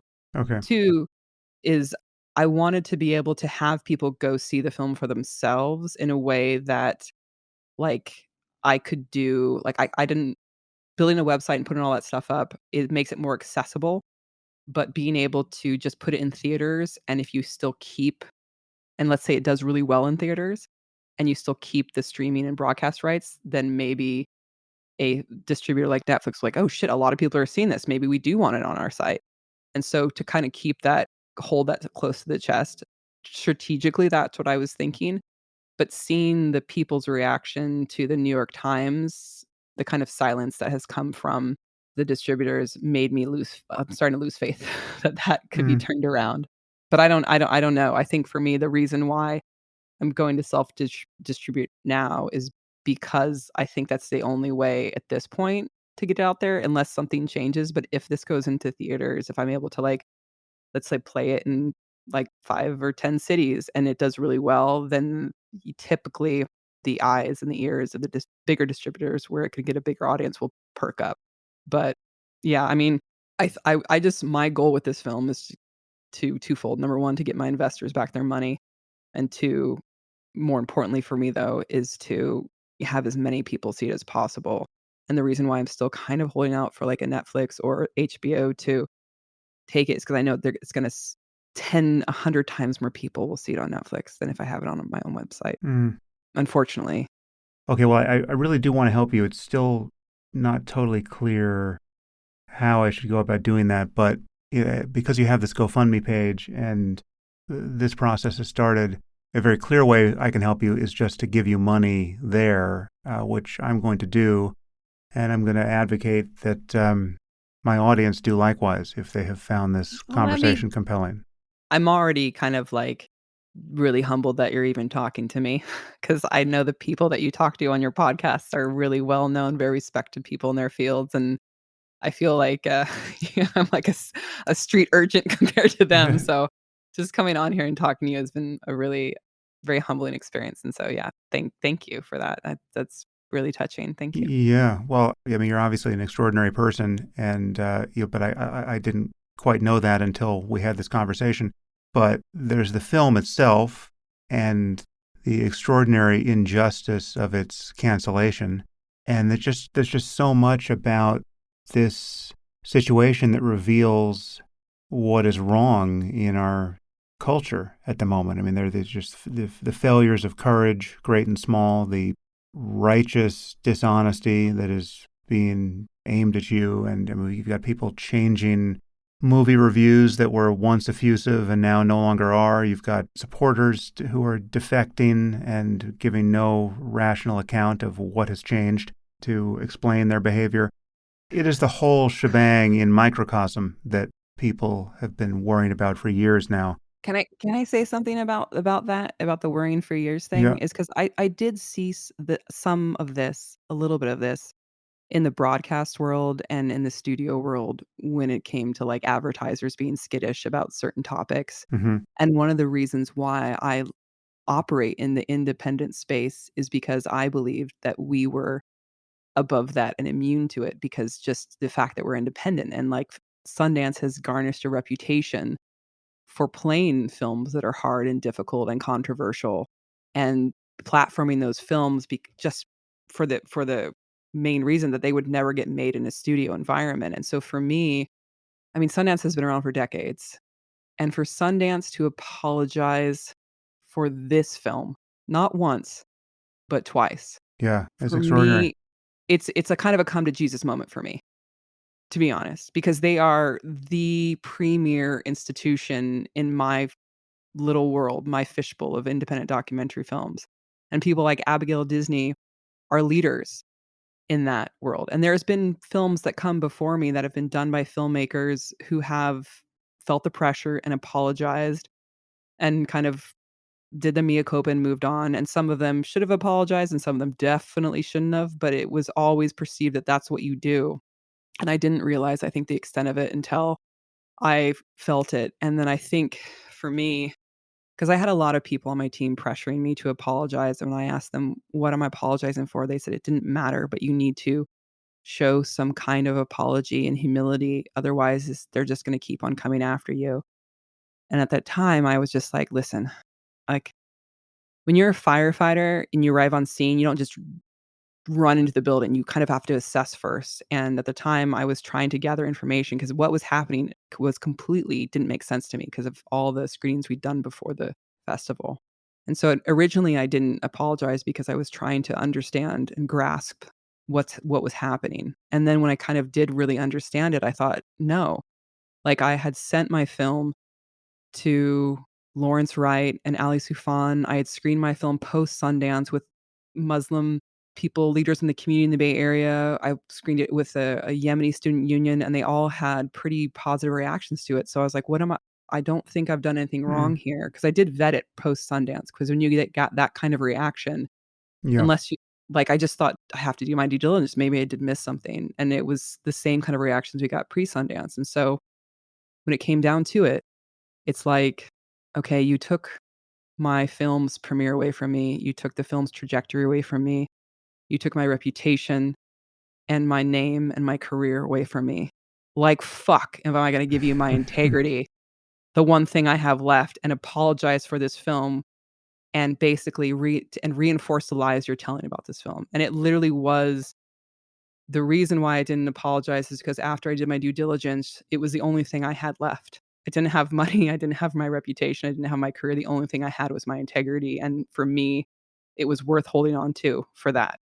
And I Mm. think someone told me, you know, about, like, all these big institutions like Sundance and Abigail Disney kind of bending the knee to this angry mob and to the pressure, and that then it falls on, like, I hate the fact that I'm the first one in my industry not to apologize.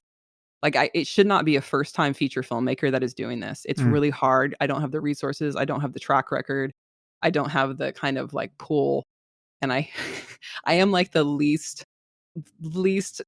powerful person in my industry and least amount of influence, and I hate the fact that other people before me who had way more resources and way more power could have done this before me and hopefully set the groundwork for other people to do it, but unfortunately, it falls on me, and I think I'm reminded of, like, I heard this somewhere, and they said, "The only thing more dangerous than a man with limitless resources and more money than God is a man with nothing to lose."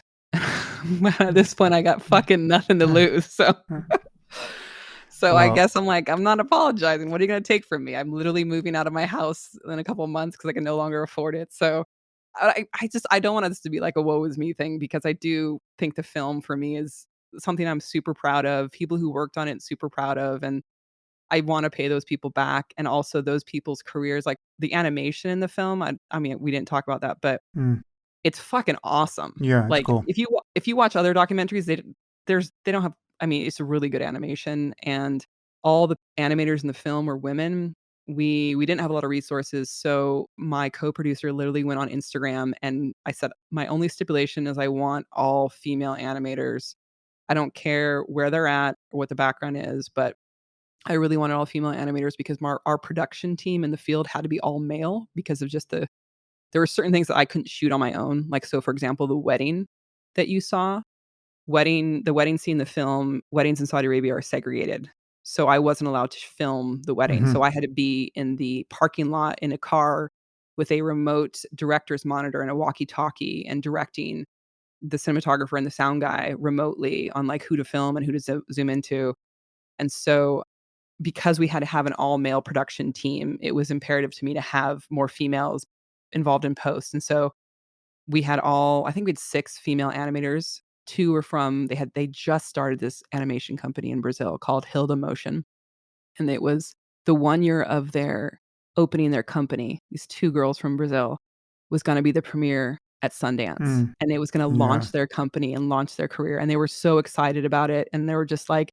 "You can't believe that we did an animation piece that's gonna be a film at Sundance," and it was gonna, launch their business because it's really good animation in there. And there was another woman who she's a trans woman in London who does animation on the side, and she did the line animation. And all these people, there was one of my favorite stories about the animators is there was one woman that I interviewed, and then months later, we were talking after the animation with us, and she did Nodder's animation, the one that's kind of like charcoal hand drawn type stuff. Mhm. And when I interviewed her, she made it seem like she'd been in the industry for a while, but I was mostly sold on her pitch and she got the characters. Like, so for me, it was more important they understood the psychology of the characters and they were able to express that, visually, than, like, any kind of awards they won. And so later on, after the film was done, she's like, "Meg, I have a confession to make." And I was like, "Yeah."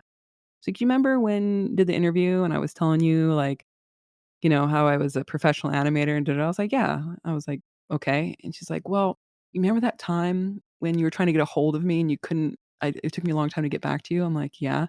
She goes, "Well, it's because 'cause I'm actually still in school and I'm u Mhm. and I had finals week," and she's like, "I've actually this is my first paid gig."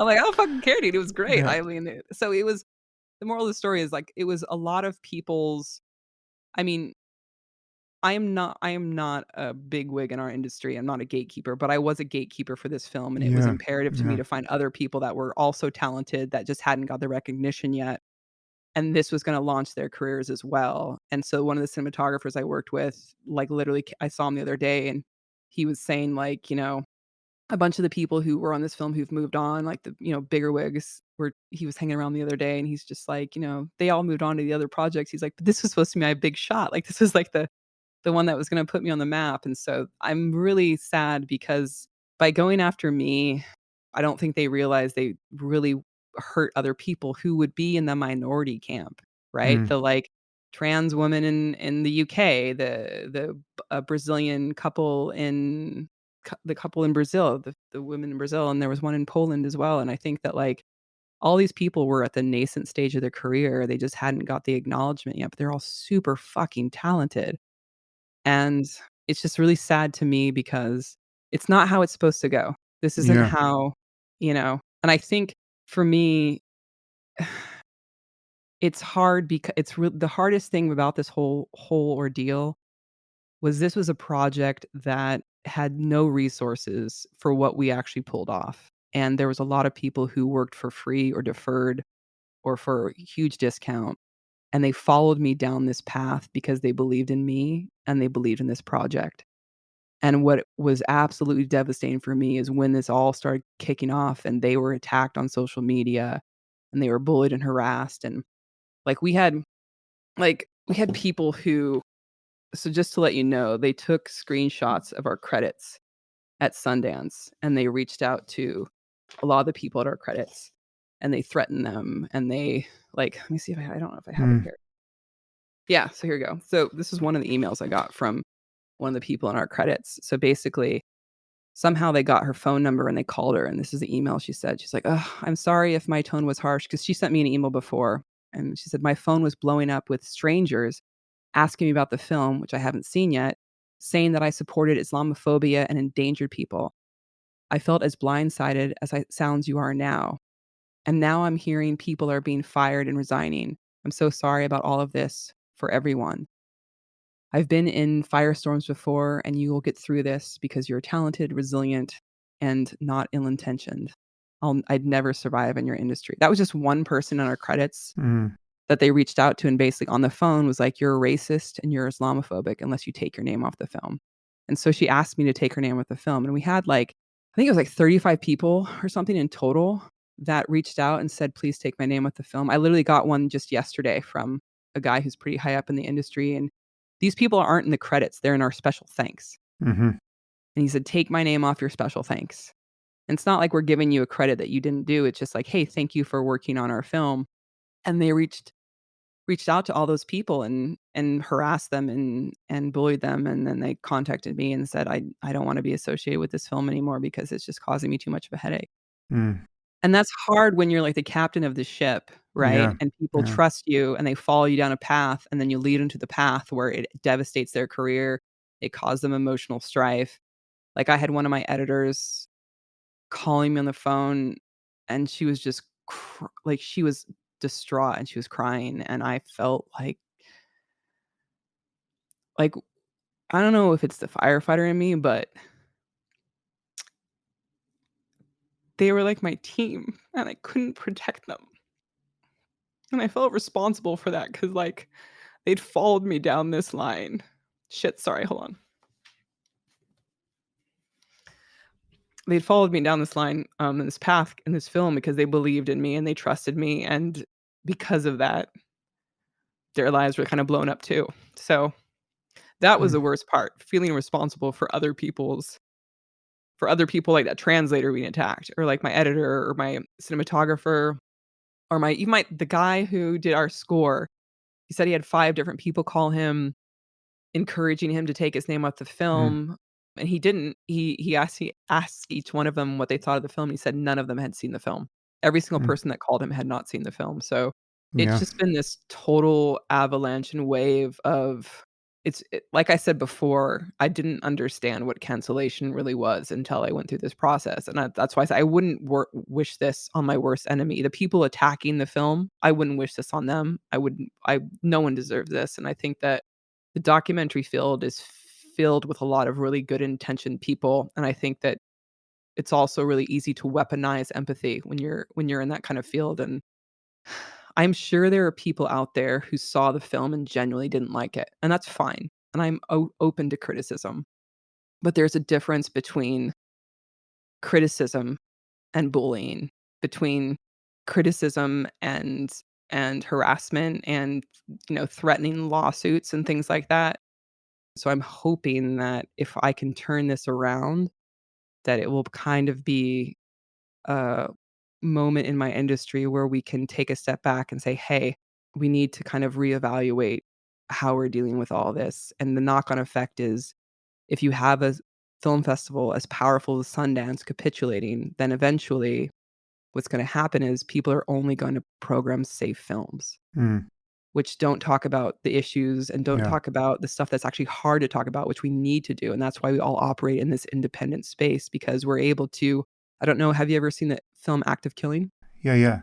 Yeah, brilliant film, Brilliant. Yeah. In and fact, I had the director on the podcast. Now it's going okay, yeah, back. yeah, he's so sweet, he's such a Yeah. nice man, but Yeah. that film would never have gotten made in a studio.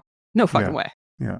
But the great thing about the independent space, it used to be that people were realized that this was the space where you made challenging work, so you can have those difficult discussions.